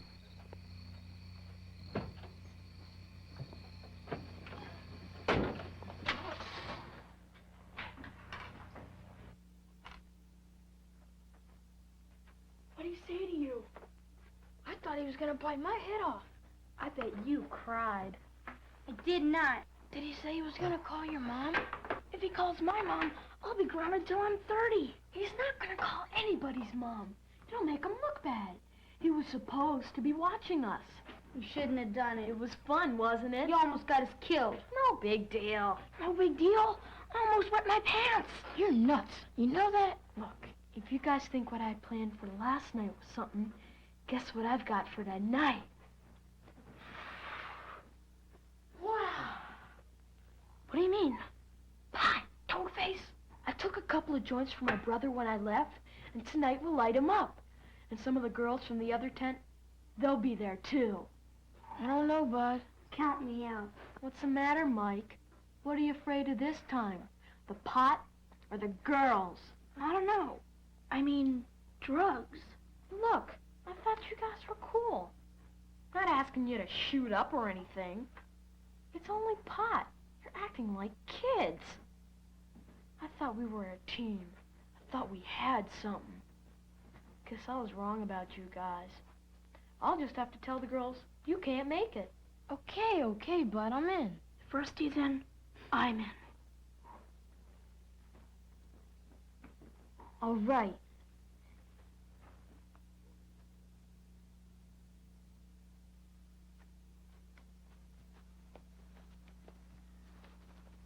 Hi, Doug. What you doing? Oh, hey, Mike. I'm looking for some firewood for tonight's bonfire. Come on, give me a hand. Sure.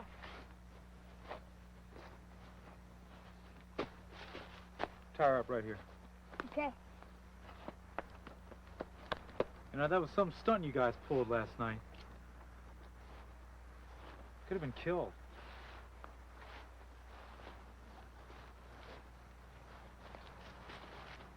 The reason I came here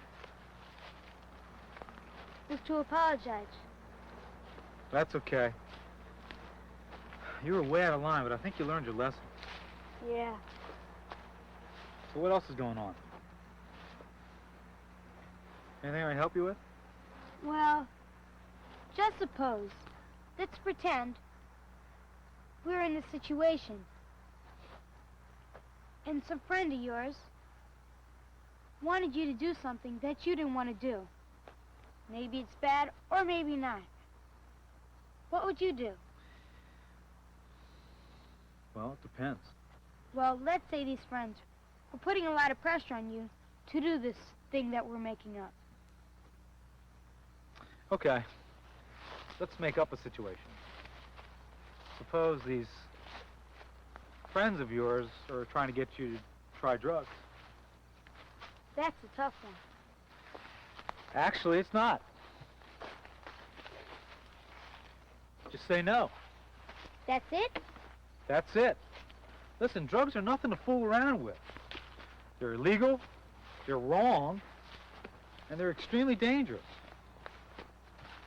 They can kill you.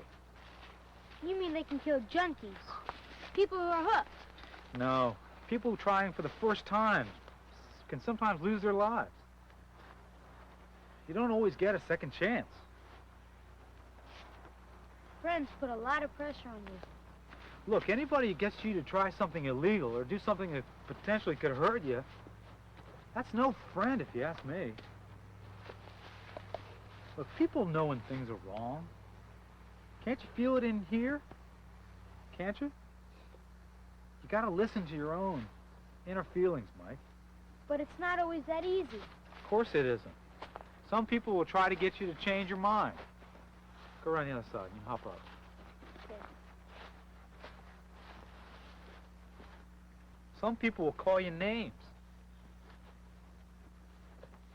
But sometimes you just gotta walk away. You gotta say no. Thanks. I'll keep that in mind if the situation ever comes up. But I'm sure it won't. Okay, Mike, I'm sure it won't. Thanks. Okay. But if it does, just say no.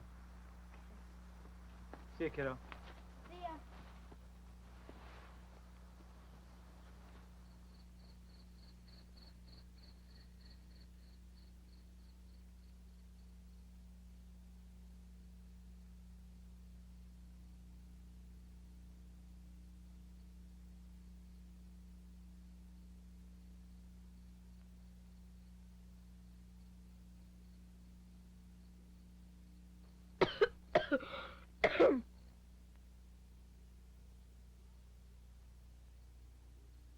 Come on, it's your turn. Yeah, we did it. Come on, Mike. That's what we're here for, isn't it? You got to. Don't chicken out. You said you would do it. No.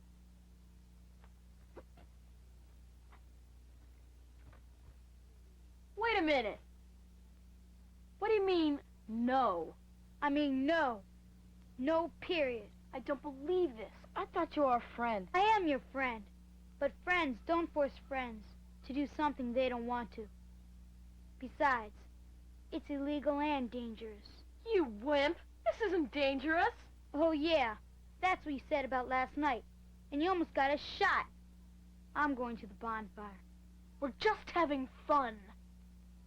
Fun? Hiding in here with that smelly thing? Smoking up the place? Scared to death? Praying you don't get caught? That's not what I call fun. You're just a chicken. No guts. Who's got guts, bud? Saying no to you and your drugs takes guts. It's stupid to sneak around like this. It feels really good to say no. I'm going to the bonfire. I'd like you guys to come with me, but that's up to you. Mike's right. This is kind of stupid. Yeah, bud. Maybe he's right. I'm not really into this. Yeah, I'm going to the bonfire with everybody else.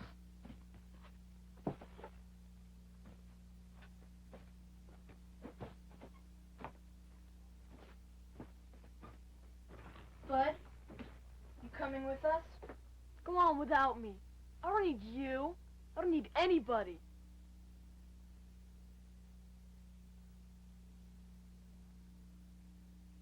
You know, it takes a lot of courage and a lot of guts to go against the crowd. But in the end, it comes down to saying just one word. No. Because that's all you have to say. You don't have to make any apologies. You don't have to make any excuses. Because drugs are wrong. They're against the law. And they can even be deadly. So please, try to remember just two things. First, try as best you can to stay away from people who use drugs and from places or parties where drugs are, likely to show up. You just don't need to put yourself in that kind of pressure situation. And second, if you find yourself in that situation where drugs are being forced on you, just say no and walk away. That's all you have to do. No.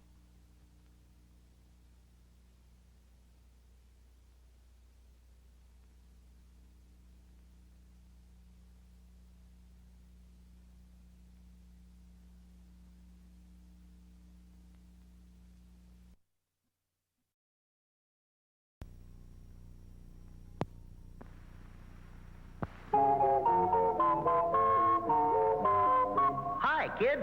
Hi, Kiddo. Kids, let's all sing the Kid song.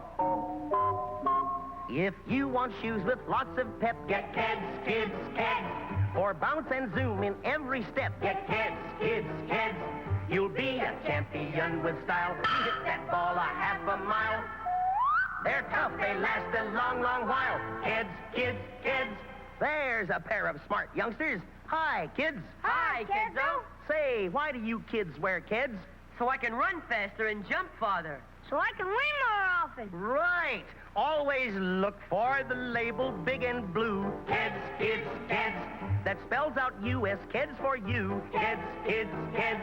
Those Chakra arches sure are neat. The right support for growing feet. So be a champion athlete. Kids, Kids, Kids. Product of United States Rubber.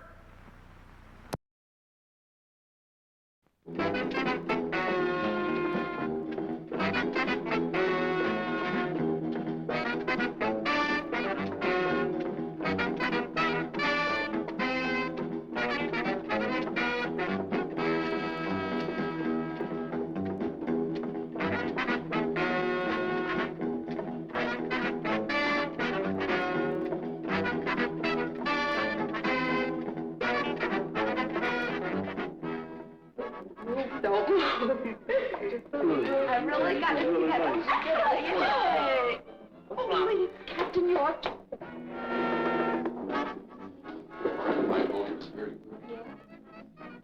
I keep forgetting. He's not an officer, so I let him open the door. Right?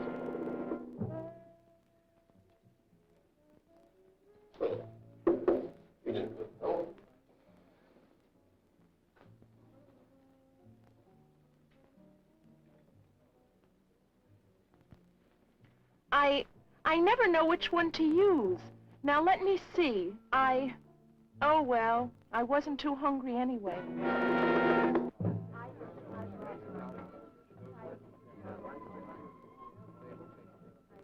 Oh, no. No one's talking to the guest of honor. Good manners, social grace, and courtesy are the mark of the successful servicewoman. They can also be used to describe successful people in all walks of life. Ed and I, we have so much. Knowing what to do in specific situations is a matter of custom, instinct, education, and good taste. Some of them go on about the length of our skirts. Now, wow, I really thought I was going to catch it. Did she talk to you about it? Yeah, she talked to me about it. And wow, man, you could have knocked me over with a pin. Say, that's a beautiful dress. Where did you get it? Where did I... Oh, I bought it at Lorman's last Thursday. You know, I wish I could wear one of those. They're really cute, but, well, I guess they're a little young for me. But I thought, well, that you didn't dig. Oh, excuse me, ma'am. Well, that you didn't like mini skirts and clothes like that. No, now, that's not exactly right. We do have certain ideas about how you should look in your uniform, Yes, about ma'am. the tailoring, the fit, and how it should be kept. And I guess sometimes we do express these feelings rather strongly. Yes, ma'am. But really, that only applies to your uniform. How you dress in your off-duty hours is another matter. Now, we do expect the girls to show good taste in everything they wear, but that really shouldn't keep you from expressing your own individuality or personality and selection of clothes, hairstyles, and makeup. Yes, ma'am. Take miniskirts, for example. I think they're great, and you look good in them. And I really feel the same way about a lot of the other new and exciting styles.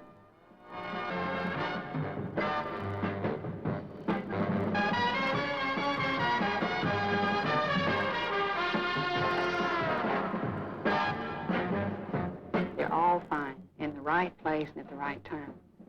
Well, you might say that's the key to the whole thing, the right place and at the right time. And I feel the same way about makeup and jewelry. Because, well, you'd probably look a little dowdy if you didn't wear, you know, more dramatic makeup in the evening, something that would set off your costume. Yes, ma'am. But, well, I really have no argument with any of it, so long as it's appropriate and worn at the right time. Wow. I really never knew you thought that way about it, Captain York. Well, I can't wear many of the new styles myself, but I like them. In fact, I think they're just fine. Well, between you and I, Captain York, a lot of the people around here would be very surprised. You know, some of the girls think that she's old-fashioned, and I don't know, you know, just out of it. Let me tell you something, girls.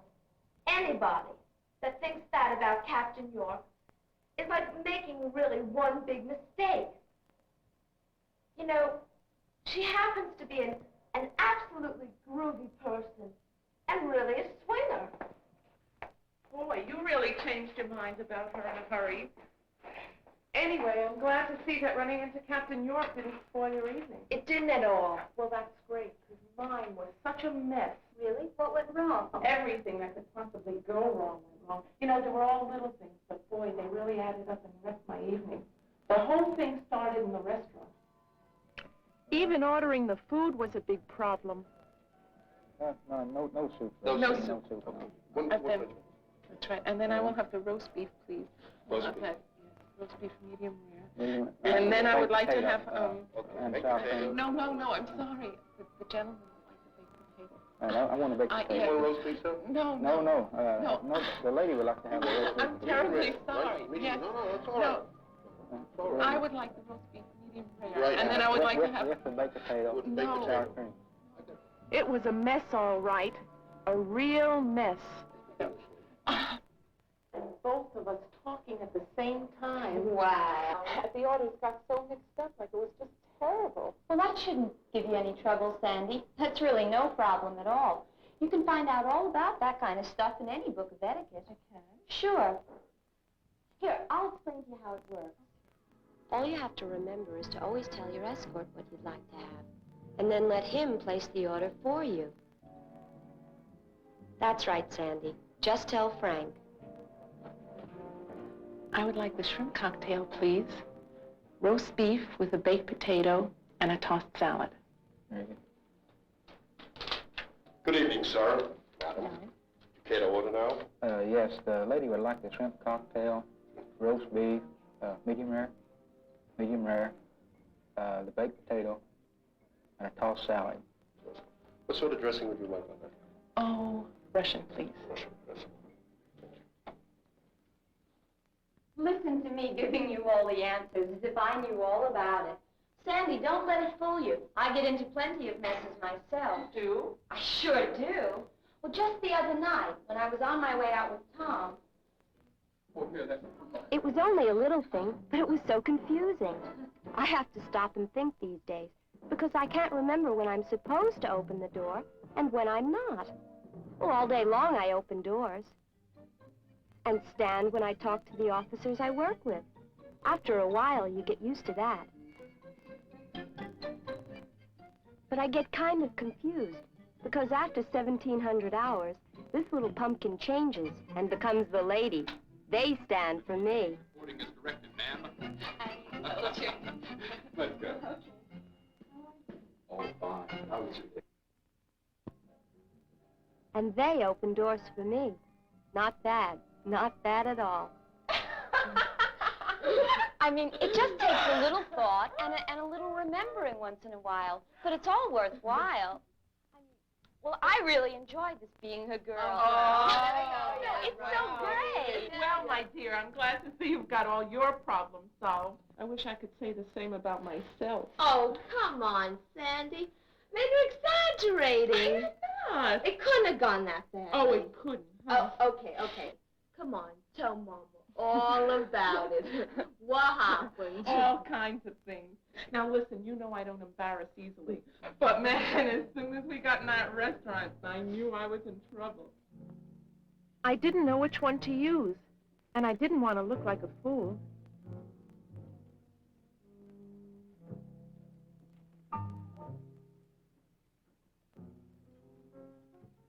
But that's easy, Sandy.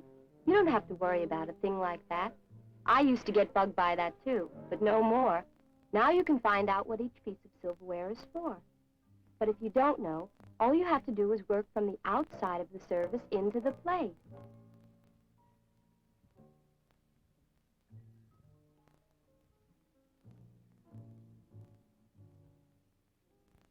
That's right, Sandy. That's right. The outside one. But that wasn't all. Oh, there's my favorite chaplain. Excuse me a minute, I'll be right back. Hello, Chaplain Mills. How are you today? I'm so happy to see you. Oh, Chaplain Mills, I would like you to meet a friend of mine, Frank Parker. Frank, I would like you to meet Mrs. Come on, Sandy, you can do it. Just remember the rules. Always present the gentleman to the lady. In the military, it's the junior to the senior member. And always mention the lady's name first. It's simple. Mrs. Mills, Chaplain Mills, may I present Sergeant Parker? Good evening, Sergeant Parker.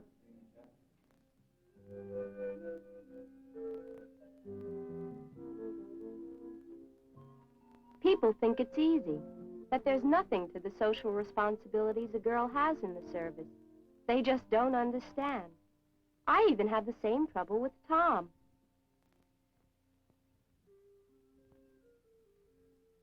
What's the big deal? So you have to set up a reception for the new sergeant major. What's so tough about that? What's so tough? Well, you may not realize it, but there's a lot to setting up an affair like this. It just doesn't happen, you know. Well, I would say that the first thing we have to do is to get organized and decide what kind of party we want, where we're going to get the money, how much money we want to spend, things like that. You know, this is a very important event, and, well, I really think we should have a sit-down dinner. No, I don't think that's necessary. Possibly a nice morning coffee. Besides, at this time of the month, not too many of us have money to spend to afford a dinner. Well, I think it ought to be a reception buffet myself. No, coffee. No, I think it really should be a dinner. No, I think it I ought to think we be a can get the buffet. money up if we really try. No. I think a buffet would be better. We People finally decided on a reception buffet. The next thing we had to do was find out how much the unit fund could afford to give us. And that took some doing. And then we had to set up a committee to help select the food and beverages. And that was also a lot of time and a lot of work. And then one of my jobs was to figure out who to invite and to get the invitations out. And if you think that's an easy job, you're making another big mistake. I didn't say it was easy, Susan. I didn't say that. And then I spent all afternoon with the first sergeant helping to set up the receiving line. And then after that, we had to check and make sure everything was according to regulation. Well, I'm glad that's all over with. There'll still be 1,000 things to do at the reception itself. I mean, I'll be so glad when tomorrow's over. No, it really was wonderful after all. I told you you'd have a good time. What's there to do at a reception? Is that so? Well, let me tell you what can happen if all you think about is just having a good time. We could have had a very embarrassing situation on our hands if it hadn't been handled correctly. There's more to it, Tom, than just having a good time. As an aide, I have to see that it all runs smoothly, that each name is passed on to the line correctly, and that the line flows so that the guest of honor doesn't wind up talking to nobody. You know, getting people to mix and mingle is a very important part of any party. Fran, we purposely avoided having tables and chairs at this party so everybody would talk and mingle a lot more, and here are you girls having your own little private party going. Come on, get with it. Hey, girls, wouldn't you like to come and meet the new sergeant major? Come on, she's over there, okay? Hey, that does take a lot of doing, doesn't it? I'm sorry, sweetie. I didn't mean to put you down. Good appearance, social graces, personal development of this kind pays off in career advancement, social acceptance, and personal fulfillment. A pretty good deal.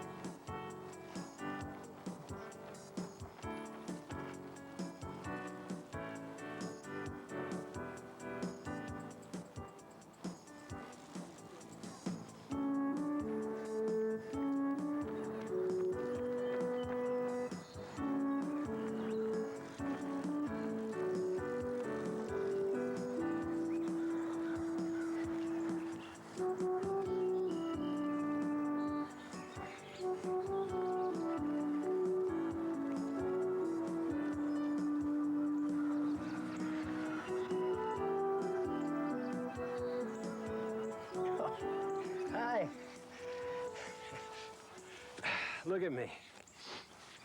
I guess you got a chance to look at my scrapbook. Do you believe it? What a mess.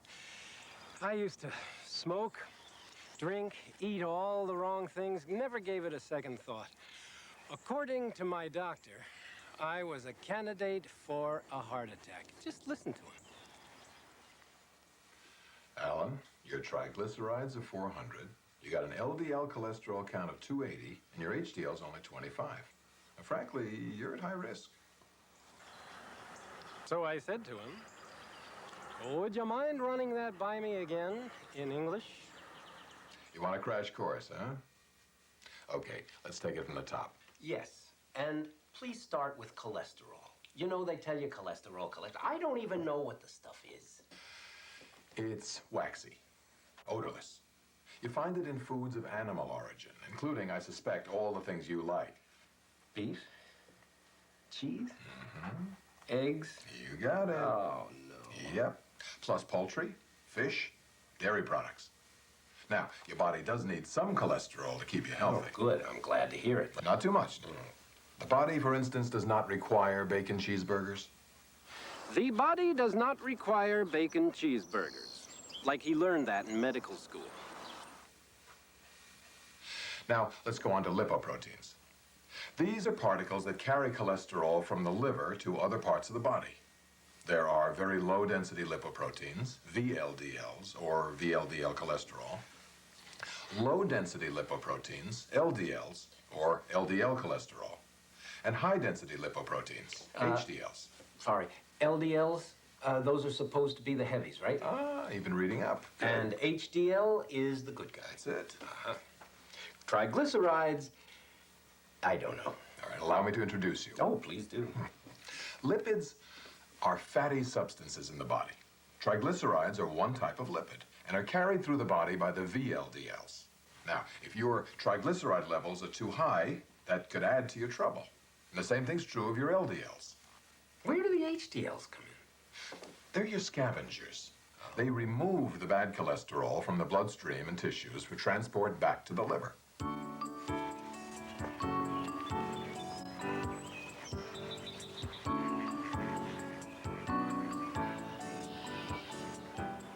I couldn't believe it. I never had a heart attack. I felt fine, and here my doctor was telling me I had to turn my life inside out. I didn't love it. We've been talking about the problem. Now we're going to talk about the solution. For starters, you're going to have to give up smoking.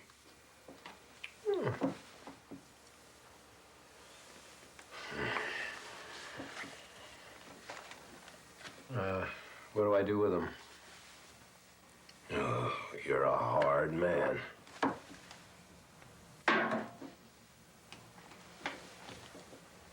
What else do I have to give up? The junk you call food. What? What am I supposed to eat? Tofu? Arugula? Excellent suggestion. Ah, please. And if you want to knock down those LDL and triglyceride levels, try losing some weight. Start jogging or power walking. 10 miles a week should do just fine. 10 miles? Yeah. Not only will it whittle down those pounds, but it should help raise your HDL. Come on. I'm serious, Alan. I know it's a tough regimen. And I know all this is hard to believe because you're asymptomatic and in superficially decent shape. Hey, Doc, I feel fine. But you're not fine. Your lipoprotein profile is hollering out loud and clear. You just don't want to hear. What you're really saying is the party's over. For good. I didn't know it then, but making those adjustments would be harder than I had ever dreamed. Take food. All of a sudden, it was no more chocolate, no more butter, no more eggs. I love eggs and bacon and sausages. Oh, those little links, those fat, juicy little links. But no, all of a sudden he went right down the menu just like that. I remember sitting there kind of numb, like I was standing at the bottom of some huge mountain, knowing I had to climb it. But a small part of me was really scared, wondering if I could make it, wondering if I could really reach that goal.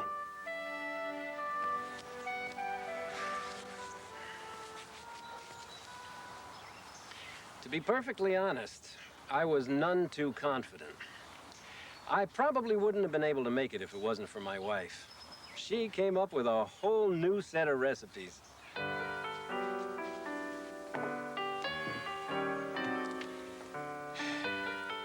What is that? Squash. You love squash.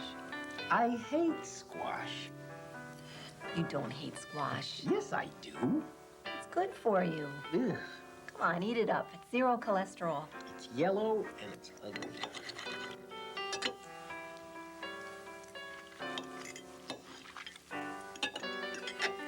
Well, you know, that's pretty good for squash. Well, from then on, it was squash one day beats the next, broccoli, beans, even eggplant. Oh, God, how I used to detest eggplant. But here I was in a whole new world, a world where eggplant mattered. Take it from me, you can get used to anything if you have to. Well, I figured everything was under control, but the doctor wasn't satisfied. Alan, you're making progress. Ah, good. HDL is up, LDL is down. I don't like these triglycerides, though. Have you been exercising? Oh, yeah. My willpower. See, diet isn't enough. I mean, it's something, but you gotta have the whole enchilada. Enchiladas mean cholesterol. I want you to start exercising regularly. Oh, come on, Doc, I don't have time. mean it. So, I really got into jogging, and believe me, it was no piece of cake. Listen to me, I even talk in food. You know, there was a time when I used to watch the joggers and think to myself, oh, those stiffs. Well, now I'm one of those stiffs, and glad of it. I'm lean, I'm mean. You know, the trick to jogging or anything else having to do with compliance is just to get into the routine. Once you're over that hump, hell, you really miss it if you don't do it.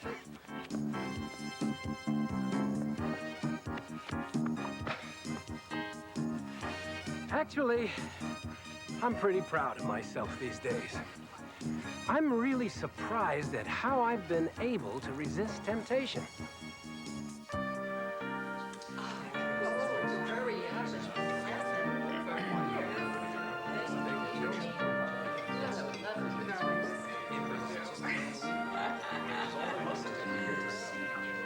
You think it's easy to turn down your favorite dessert? Especially when everyone's eating what they want and you're trying not to offend your hostess. To a guy who loves sweets like I do, it's like throwing away a winning lottery ticket. But I managed it. Sure, I managed it. By the skin of my sweet tooth.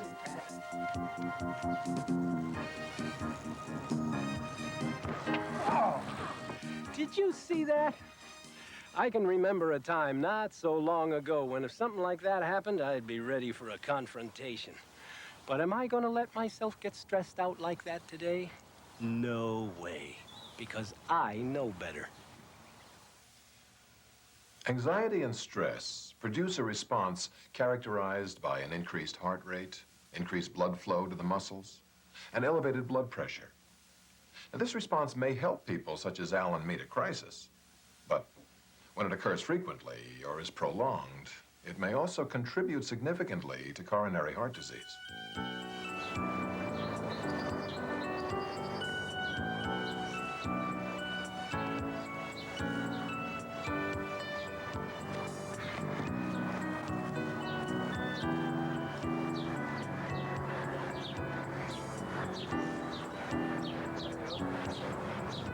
Oh, man, do I miss smoking. I could kill for a cigarette. But One puff, and I'm back over that line. That invisible line between now and the way things used to be. Am I tempted? Every day, every hour, practically. But the way I see it, this heart thing is either gonna make me or break me.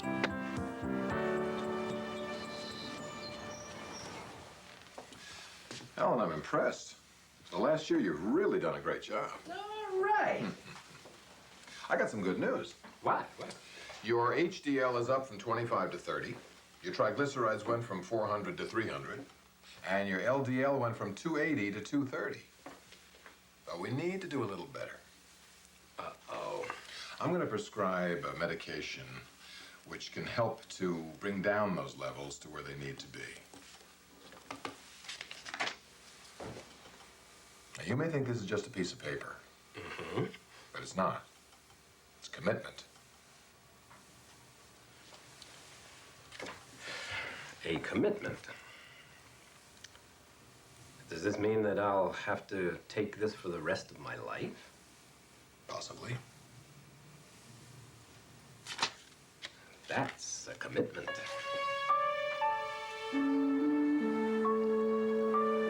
It's funny, but that's when it really hit home.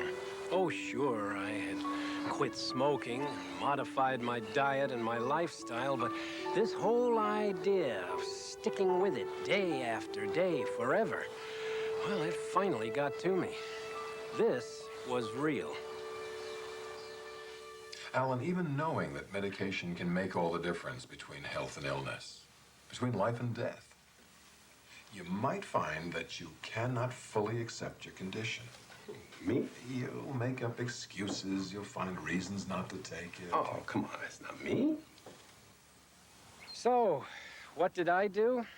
Well, I guess something in me rebelled. And for a time, I didn't comply. Didn't take my medication regularly. Hey, how you doing, Alan? Hello, Charlie. How are you? All right. Okay. Way overdue on these, aren't we, Alan? Yeah, I guess I forgot. Would you forget the Super Bowl? This is not the Super Bowl. Your life? It's almost as important. Oh, come on, Charlie. You and the doctor, you guys are always on my case. Listen to me, pal. The only way this medicine is going to work is if you take it. Do you want to be like my brother-in-law? What happened with your brother-in-law? Well, he had about the same lipoprotein profile as you, and I kept after him to take his medication. Did he listen? It took a heart attack and a triple bypass to bring him around. Now, that seems a little extreme, doesn't it? Yeah, that's a little extreme. Well, I guess I had a real attitude. Despite everything, I was still hanging on to the ways I used to do things in the good old days. Then, after a while, I started to get my priorities straight. I found that if I could just make up my mind to look at life in a bit of a different way, I could live a bunch of extra years. I'll give you an example.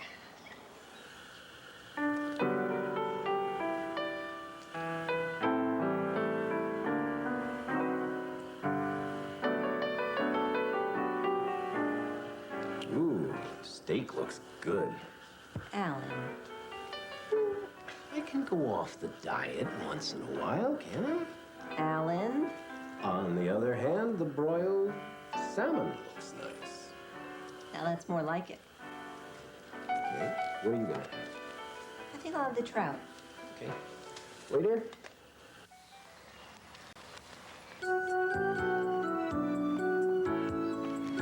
Well, I guess this is where we part company.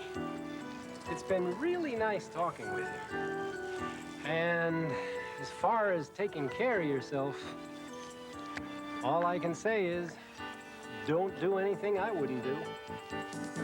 Bye-bye.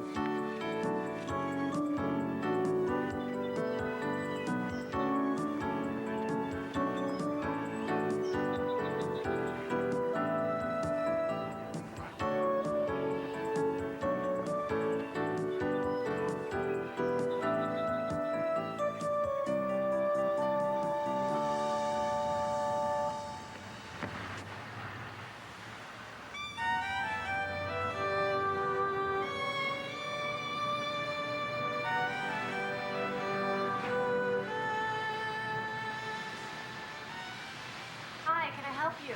Yes, please. I would like a small cup of chocolate yogurt. Sure. That comes with your choice of toppings. No. Absolutely not. No way. No.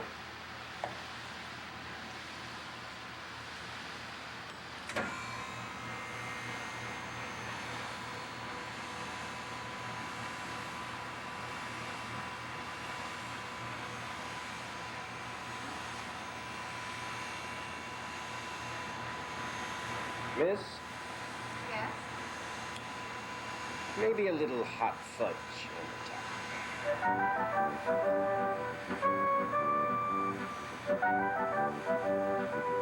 Is that enough? Yeah, that's fine.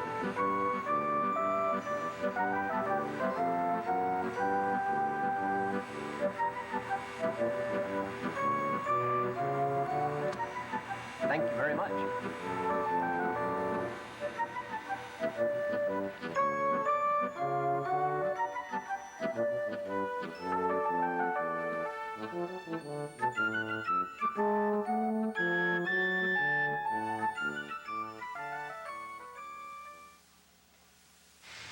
Hey, nobody's perfect.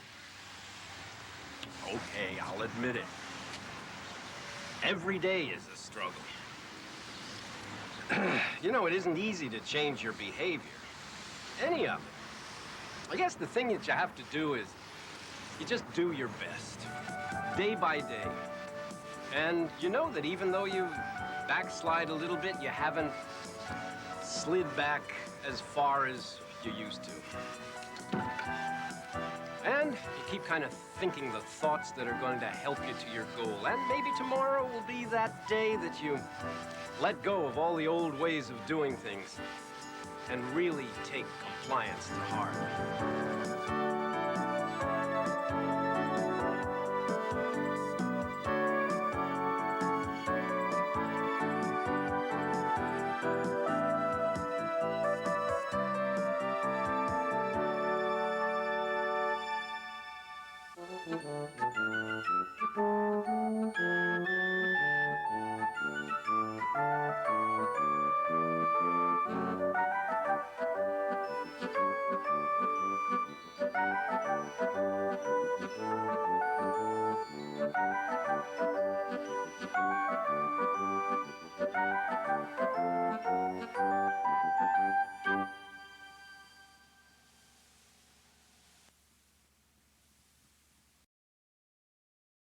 Since 1995, Black Swan Furniture has been carrying a wide selection of the most beautiful and highest quality furniture at affordable prices.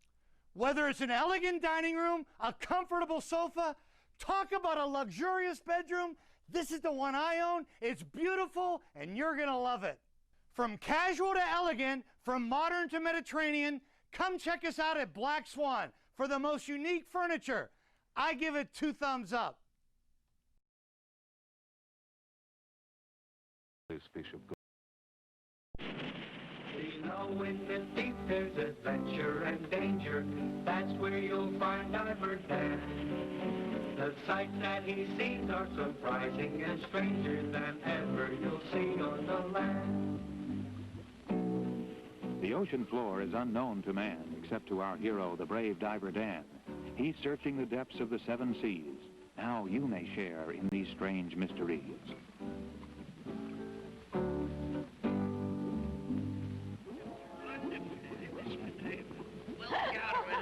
Quiet, you idiot. And how it made everyone's dreams come true.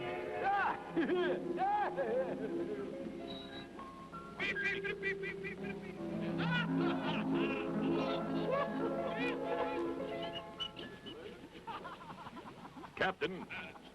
Captain. What's the matter, Dan? When you shut off the radio or whatever it is that's coming through on the intercom, it's very distracting. What radio? We don't have a radio on. And what are all those voices? What voices? It's quiet up here. All I hear on the intercom is your voice. Oh, boy, that was great. What's going on here? I know I hear voices. And that's someone singing. But at the bottom of the sea? Maybe I've been diving too long. seems to be coming from over there.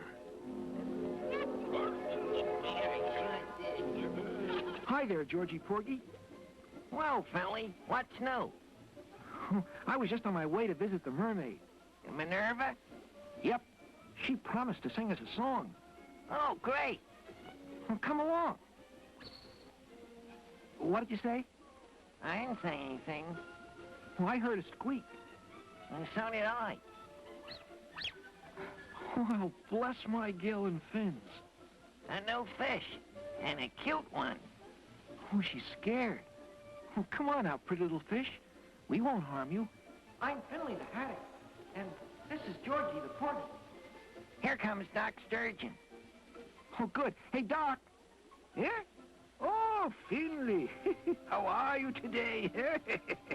Well, I hope. Doc, look what we found. A cute little fish, bright as a coin. Well, bless my scales. How cute. Wherever did she come from? We don't know. Oh, she's scared. Well, now, boys, on the basis of medical and physiological evidence, I diagnose her as a stranger to the reef. Is that good or bad? Georgie, you go tell Miss Minerva. If she agrees, we'll bring the pretty little fish to her. Right-o, Finley. Yes, Finley, this little fish will require special care. She's not used to the life in the deep. Enemies like the bad, barren barracuda would... Oh, don't worry, Doc. I'll guard her until Georgie can ask the mermaid whether... Hey, Georgie is coming back. Something wrong? I don't know. The strangest thing. What? A hard, round lump of water. Eh? What do you mean? A lump of hard water. You can't swim through it. Hard water? Swim up. See for yourself. Let's go. Why, I must be losing my mind. Whose are voices I hear? Diver Dan! Diver Dan, this is the captain. What are you mumbling about? I think I hear voices, Captain. One of them is singing. Dan, the pressure must be getting you. Prepare to surface. No, not yet. I've got to find out where those voices are coming from. See? It's a round lump of hard water, like I said.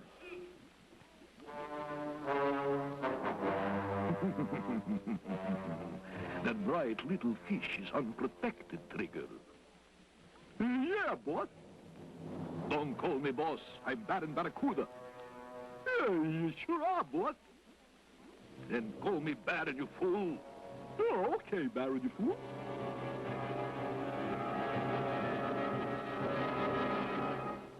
I see our chance to grab that new little fish. Now, when I give the signal... Maybe I am losing my mind. Where are those voices coming from? Diver Dan, prepare to ascend. No. That's an order, Dan. We have a lot of work to do in this part of the ocean. This is a scientific expedition. But, Captain... I told you it's an order. Yes, sir. We're standing by. Give the signal when you're all clear. All clear. What was that all about, boy? I like it. Well, boys, I don't think it's water at all. It's not even ice. It's something that is called glass. Glass, huh? What does it do? Careful now. What's that? It's Goldie. The Baron. We've got to save her. Come on, men. Whoops. Ouch. You knocked it off the ledge. Way down deep, three friendly fish saw a round glass bowl. A frightened goldfish hides in a coral hole. The friendly fish would go all out to help the pretty stranger. How can the bowl they found protect her from her danger? He moves among creatures of frightening features, flashing teeth, flashing jaws, clapping fins, snapping claws. He protects and he saves his friends under the waves. That's where you'll find Diver Dan.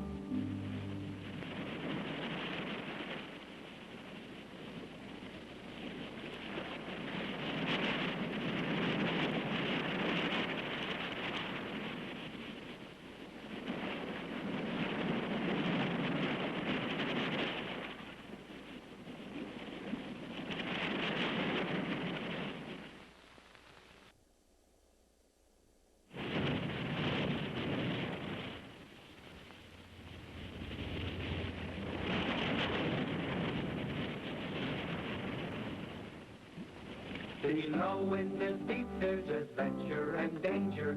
That's where you'll find Diver Dan. The sights that he sees are surprising and stranger than ever you'll see on the land. The vicious barracuda waits the tiny fish to snare. Will he succeed in his plan? How will Goldie fare? Into the strange deep world below, a diving man descends. The mermaid tells the other fish that they will soon be friends. Come on, men! Ooh, ouch! You knocked it off the ledge. The Baron. Ouch! Curses! Hey, Doc. Georgie, look. The hard water is over Goldie. The Baron can't get her. What do we do now, boy? Come on, let's get out of here. But, my pretty little one, we'll be back. Oh, she's safe. The Baron has gone away. Whew, thank goodness. Boys, the Baron will be back. We must get Miss Minerva. Right, Doc. The mermaid will take care of her. She's safe inside there for a while. Let's go get Miss Minerva. Hurry!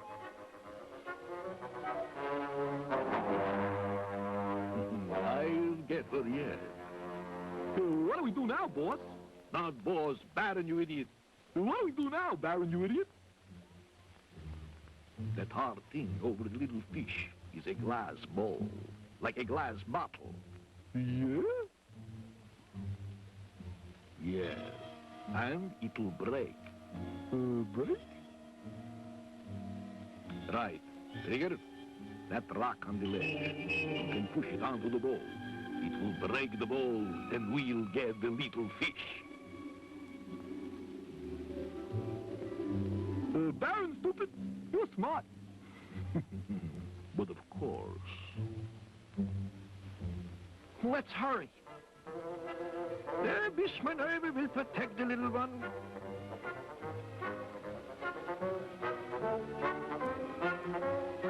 I hope she's really safe from the Baron.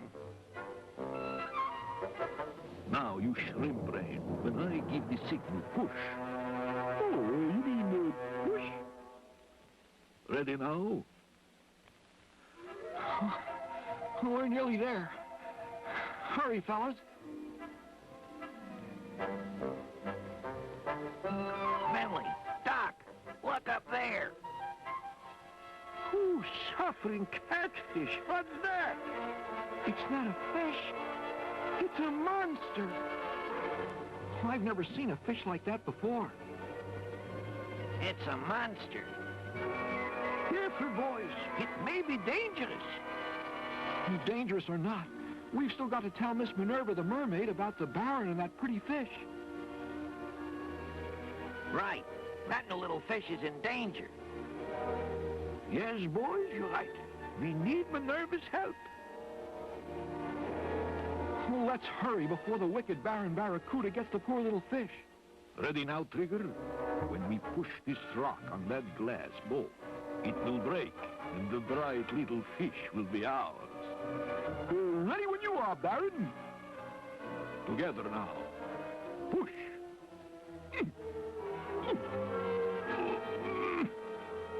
Funny, I can't budge it.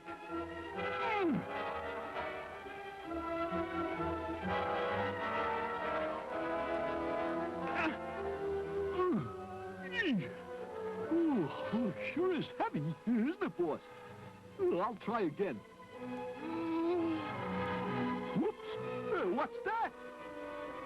What's that? What's that?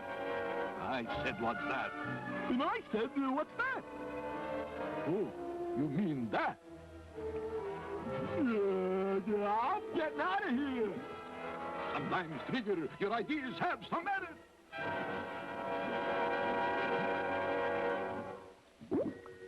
Miss Minerva! Miss Minerva! Why, Findlay, what's the matter? Trouble, Miss Minerva. Danger. The Baron again? Yes, but also a monster. A monster? Oh, yes, Miss Minerva, with arms sort of like yours, but no tail, and a big round metal head. And a long, long snake from its head to the surface. A long snake, arms, and a metal head. Oh, boys, that's not a monster. Maybe, but it's no minnow either. It's a human from the world above the sea. What looks like a long snake is a hose through which he breathes air. You needn't worry. It's just an ordinary man. But, well, he might be dangerous. Just don't get too close, boys. Minerva, we have other news. News? Oh, yes, a new fish. A tiny, pretty one. A fish from the fresh water. A cute little thing. The color of those bright yellow coins. Finley, you must mean a goldfish. A goldfish, yes. That's what she is. She'll need protection in the big ocean. Well, I'll say. The Baron is after her already. That wicked Baron. Show me where she is, boys.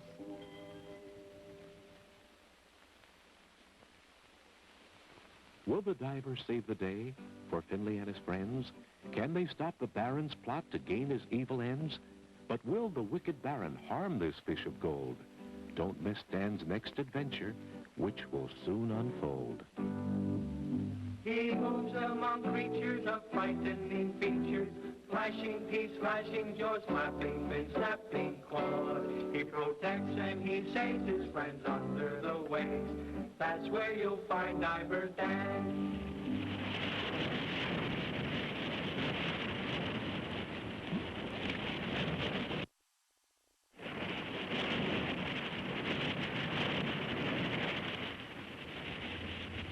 Below in the deep there's adventure and danger. That's where you'll find Diver Dan. The sights that he sees are surprising and stranger than ever you'll see on the land. Diver Dan, our hero, is the good fish's friend. He'll champion justice right to the end. Dan has descended to search for lost gold. So please join us as these adventures unfold.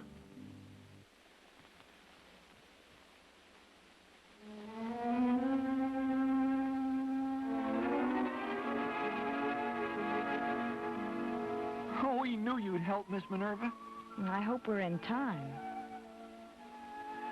The poor little thing has had quite a scare. And a very traumatic experience, I might say. Poor little thing. Did the Baron frighten you? But, boys, she doesn't look right. You said she was bright as a coin. Oh, she's not gold anymore. Not a good symptom at all. Dreadful experience for the poor little thing. Doc, can you help her? Well, seems to me she needs a remedy. She was bright as gold when we left her. Finley, I think that's it. Let's try some gold. Gold? Well, there are lots of gold coins in Skipper Kipper's ship. Good. Quick, boys. Go get one. We'll take her to my place. Hurry, Finley. Fast as I can, Miss Minerva. Oh, I do hope Skipper Kipper's gold will cure her.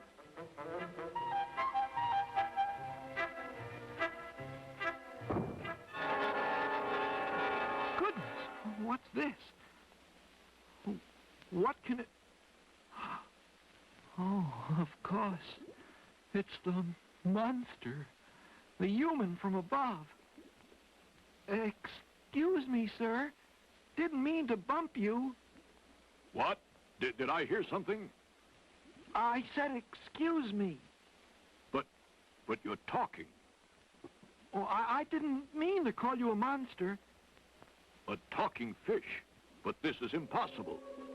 But, sir, I'm in an awful hurry. I can't believe it. Oh, but I really am.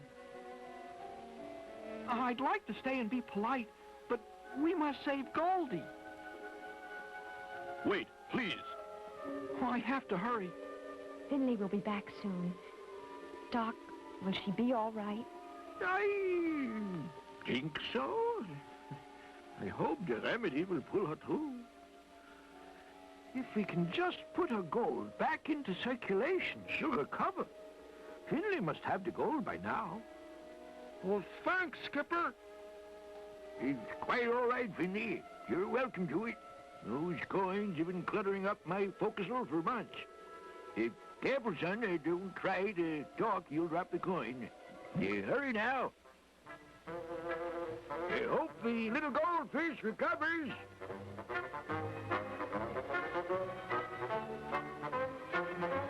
It's that talking fish again. Hello there. Hello. Well, I guess I was imagining it. My fish can't talk. I wonder if I'm getting enough air through this hose. No time to talk now. I have to help Goldie. This coin from the old ship may cure her. Why, he is talking. And carrying a coin. A gold coin. What an adventure. I wonder where he found that gold coin. The old ship must be somewhere nearby.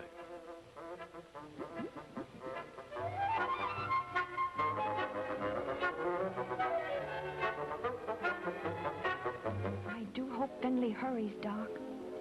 Oh, here he comes now. Oh, thank goodness. Now, Finley, see if you can get her to take some. Oh, it's much too big for her. Well, she can't take a pill like that, Doc. What'll we do? Minerva, get Sam the sawfish. He can cut off a little bit. Good idea. Sam Sawfish. Yes, Miss Minerva. Sam, would you cut off a tiny piece of this coin for Goldie? No trouble at all. Not too big, Sam. Why, of course. That sawdust from the coin is exactly right. Gold dust. Oh, great. She's getting some of it already. Fine. That should do it. What's up, what? Shh. They've given the little fish some gold. But boss, quiet. I told you to call me Baron Stupid. Okay, Baron Stupid. Shh, everybody. Watch now. Quiet.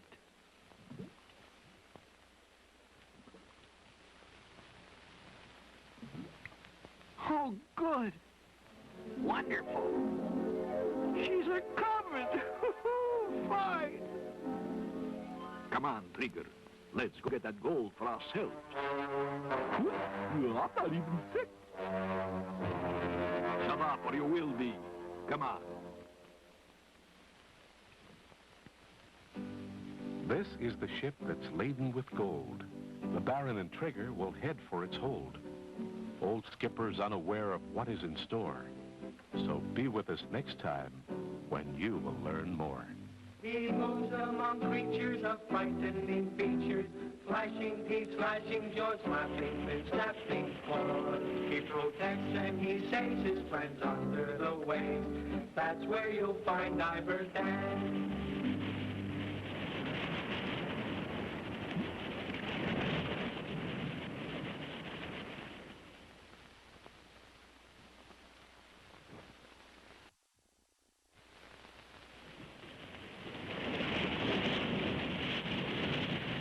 Below in the deep there's adventure and danger.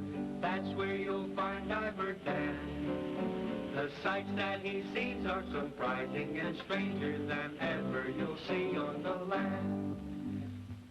Now Goldie's revived from a treatment of gold, which Finley has brought from the treasure ship's hold. But Baron and Trigger consort to purloin this glamorous fortune of bullion and coin.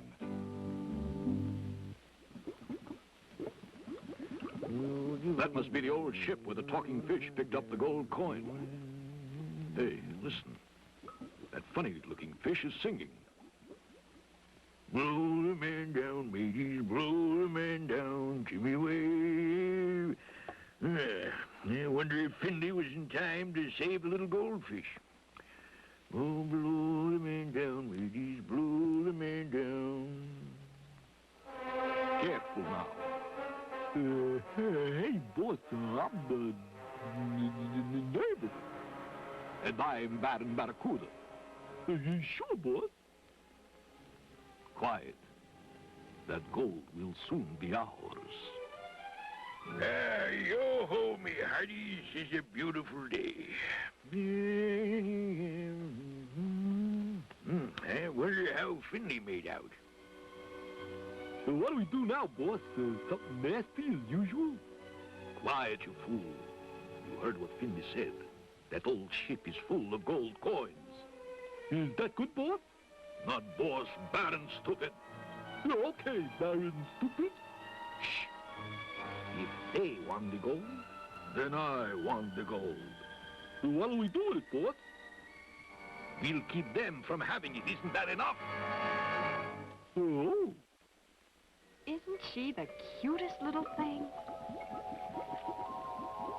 The patient is fully recovered, thanks to my medicine. You mean the gold dust? Oh, gee, that's wonderful stuff. Yes, we should keep some handy in case the goldfish has a relapse. Finley and Georgie, why don't you ask Skipper Kipper for more gold coins? Oh, right away, Miss Minerva. Isn't she the cutest little thing? Who ever heard of a talking fish? But that was a real gold coin. Must be more in that wrecked ship over there. Can't move very fast in this heavy outfit. And there goes that talking fish again. Hey there! I guess they didn't hear me.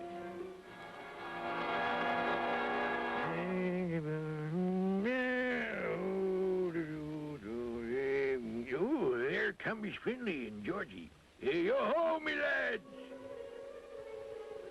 What's that, Skipper? Yo-ho, me lads! Oh, and yo-ho to you, too. We wanted to tell you that those gold coins did the trick. They saved Goldie's life. Oh, yes, Skipper.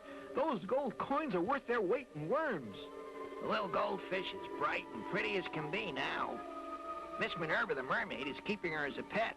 I'm glad to find they have some value, boys. Always planned to sweep out the old cabin, but, well, they had some use after all. Well, I'll say. Goldie would have been a poor fish without them. See, Trigger? We've got to get those gold coins. You don't want to be a poor fish. I don't want to be a poor fish. So we must have the gold. Naturally, boy. Shh. Doc says I should get a few more. Sort of keep them on hand. You can never tell when it might come in handy to have a little 24-karat gold around. That's right. All right, my lads. I'll get a couple right now. Now, please, watch for our chance. We'll sneak up on them and grab all the gold. Gee, boss, you're smart. How many times have I told you not to call me that? Whoops, sorry. Gee, boss, you're stupid. Not stupid, Baron, you fool! Okay, Baron, you fool! Oh, never mind. Listen to me. When Finley and Georgie leave, you sneak inside the old ship. The skipper is old and weak. But Baron, when I get in the ship, I get seasick. And you get me sick. Huh? That's a joke. Oh.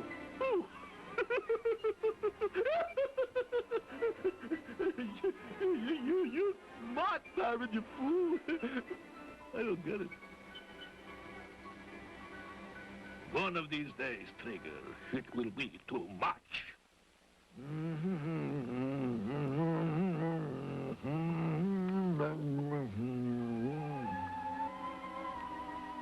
Oh, those will be fine. Georgie, you take one, and I'll take the other. Heads or tails, Finley? Careful, Trigger. Don't show yourself. Slink. Slink. It's traditional. Okay, Baron. You slink, I'll slink, we all slink. What did you say? You're fine, my lads. Take those gold coins back to the good doctor, Surgeon Sturgeon. Be careful, boys. Blow a man down, mateys. Blow a man down. Oh, hey. Looks like we're in for a bit of rough weather. Then, when I give the signal. To the pothole, boy? Yes. Now Baron and Trigger near Skipper do slink to sneak out the gold as quick as a wink. Old Skipper's not so alert as he was in his prime.